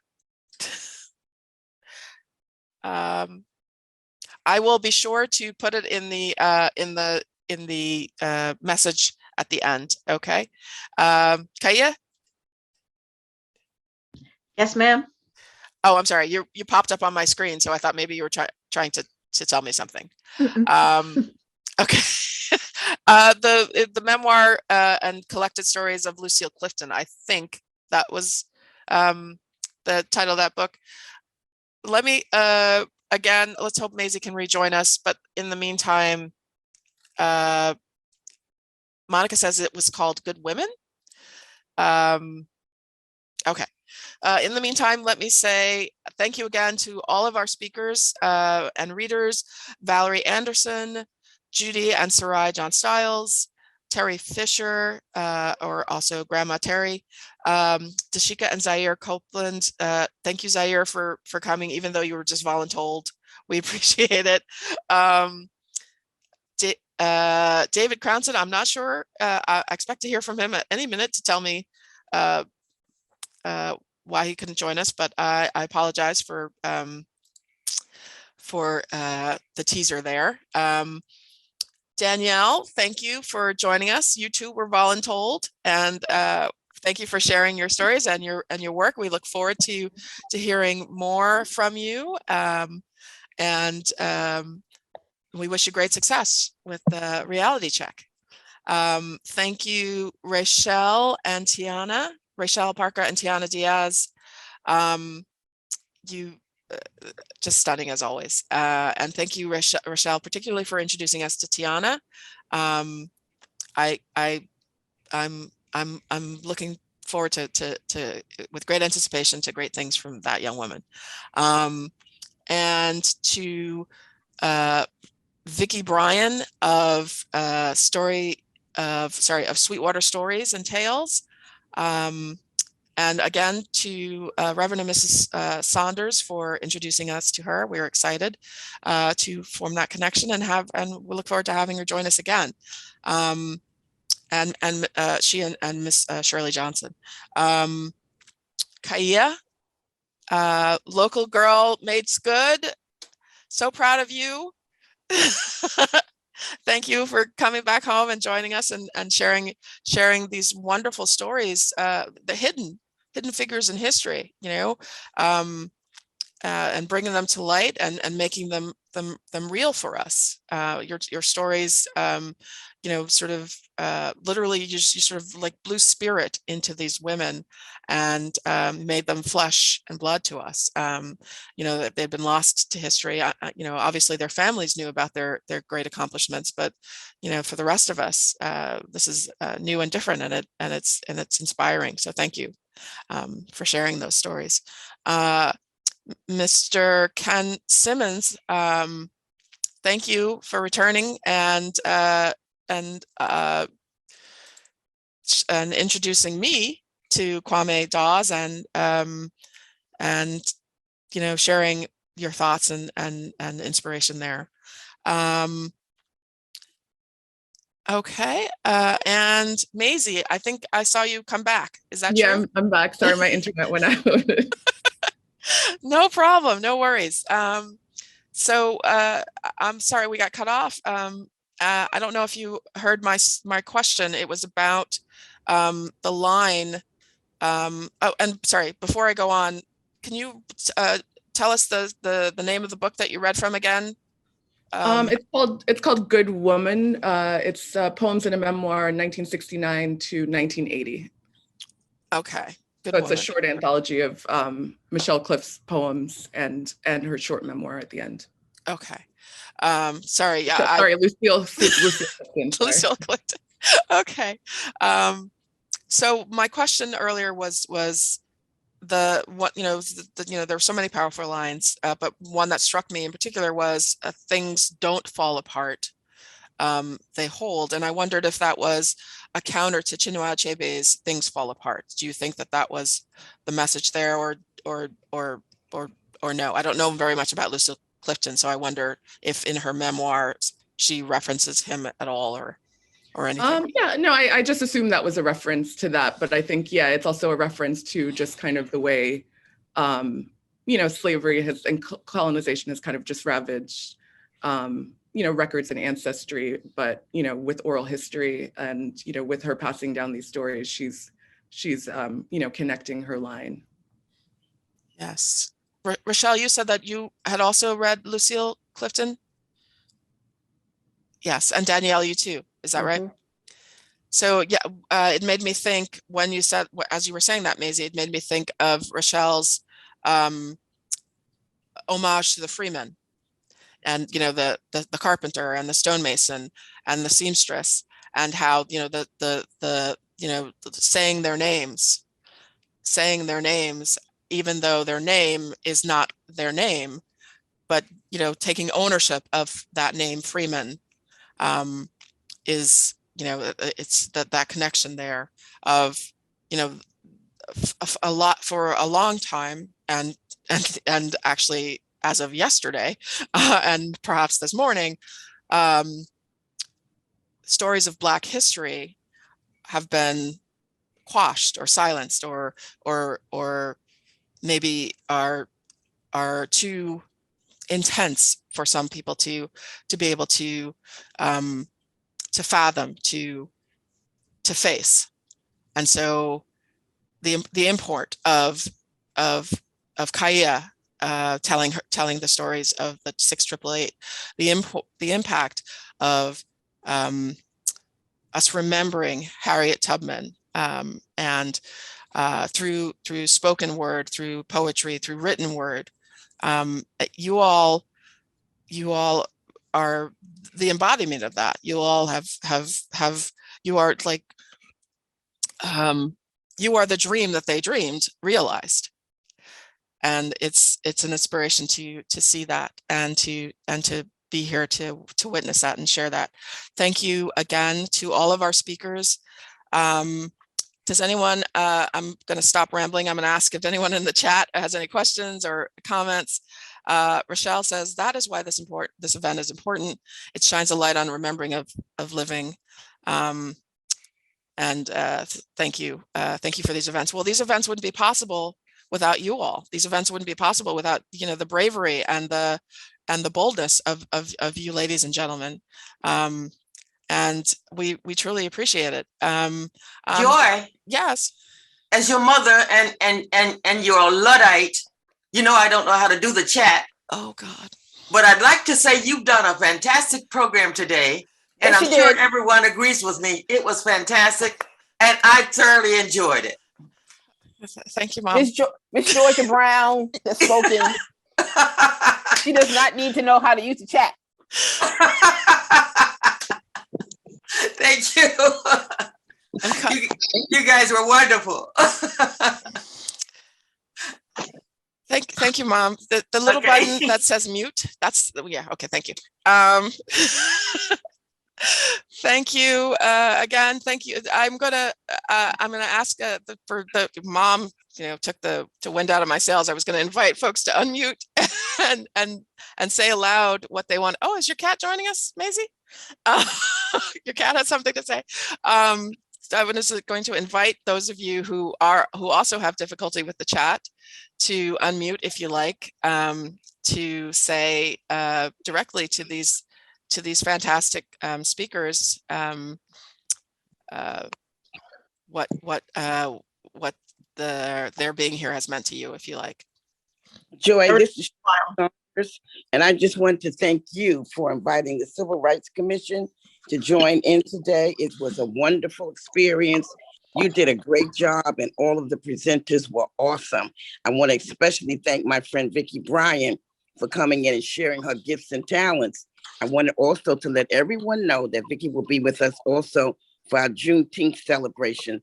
So tune in. But everybody did an awesome job. Thank you so much. Agreed. Thank you. Thank you, Mrs. Saunders. And thank you again to the Piscataway Civil Rights Advisory Committee for co-hosting this event with us. And thank you again to, again, I'm going to just read the names down because we really, the talent today: Valerie Anderson, Sarai and Judy John Stiles, Terry Fisher, Dashika and Zaire Copeland, David Crownson in absentia. I want to, highlight that he, wrote this incredible graphic novel, Harriet Tubman, Demon Slayer, and that it has actually been optioned for a movie. So I hope that you will check that out, because Harriet, we need as many iterations of Harriet Tubman as we can possibly get. Thank you again to Middlesex County Commissioner Chanel McCullum, Danielle Pitter, Rachel Parker, and Tiana Diaz, Vicki Bryan, Ken Simmons, Kaya Alderson, Maisie Card. Thank you everyone for joining us. Thank you so very much. I wish you all peaceful and happy rest of the year. And I hope to see you again next year. But, fingers crossed, we're going to do this in person, right? Joy? Yes. Hi, this is your sister in Texas. Oh, hi. Hi, honey. I just wanted to say I thoroughly enjoyed the program. I got on a little bit late. There's a time difference, but I'm so inspired, especially by the young ladies this morning, this afternoon. And I just want to thank you for sending out that invitation. I don't know if I'll be joining you in person next year, but I just want to let you know that I was truly enlightened and just happy to be a part of this, even if I was only listening in. I feel I was educated, and it was emotional, but it was beautiful. So I just want to say thank you, and hi, Georgia. And thank you, everyone, every participant. Thank you so much. Thank you, my big sister Jackie, ladies and gentlemen. Thank you. Anyone else want to unmute and say something? Or let me see if there's anything in the chat that we should be. So Deja, oh, I apologize. I should also thank my colleagues, Kate Baker and Deja Williams and Heidi Kramer, and especially Charlene Edwards, who designed the Freedom Lantern. Again, I encourage you to pick up. We have a limited supply of the kits. If you want to pick them up, we have them at both locations, at Kennedy and at Westergaard branch. Deja's going to hang around if you want to come and pick them up from her. And we have them in the children's room here at Kennedy. Again, I advise that maybe 8-year-old and older, because I really don't think I can put this together, but the video is on there, and the link is available. Thank you again, everyone. Have a great rest of your day and the rest of your year, and take care. Be kind to each other and yourselves. Thank you, Joy. Thank you so much. Thank you, everyone. Thank you. Thanks. Mama Georgia. Thank you, Joy. Jackie. Thank you, Joy. Very worthwhile.